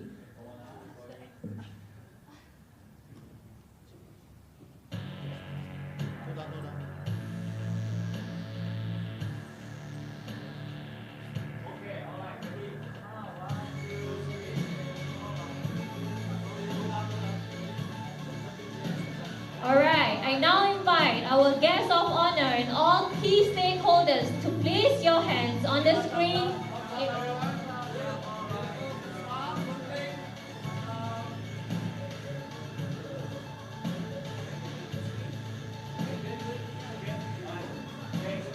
Alright, hands on the screen.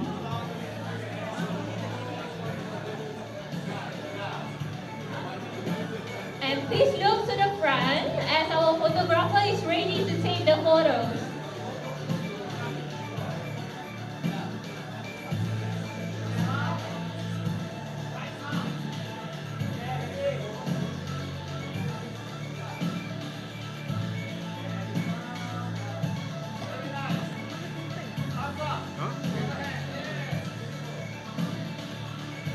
Alright, and with that, PaymentXchange is officially launched. Thank you, everyone, Lim and all our pioneers. Please remain on stage for a few moments for the photo session. Member of the media, this is your cue. Another few more seconds for you guys.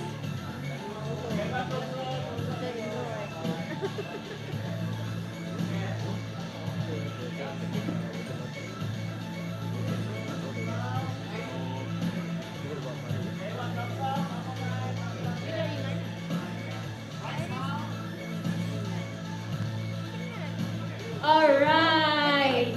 Okay, thank you very much for the launching. Thank you, YP. You may now proceed to be seated. Ladies and gentlemen, we'd like to thank YP Puan Lim Hui once again for gracing our launch today.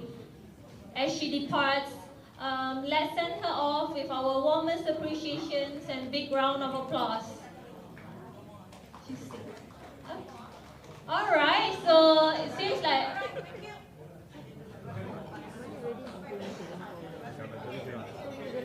Alright everyone, one final big round of applause to YB Puan Lim Hui.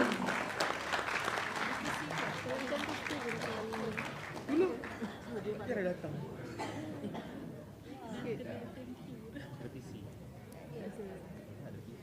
Nak colok tak?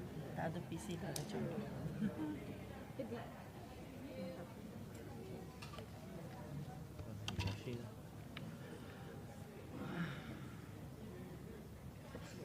Alright, once again, we thank you, YB Puan Lim Hui, for gracing our launch today. Seems like she will be heading back to the parliament now. So right now, PaymentXchange is launched. So after all the excitements, you must be thinking, how does it actually work? And how does this game-changing platform deliver transparency right to your fingertips?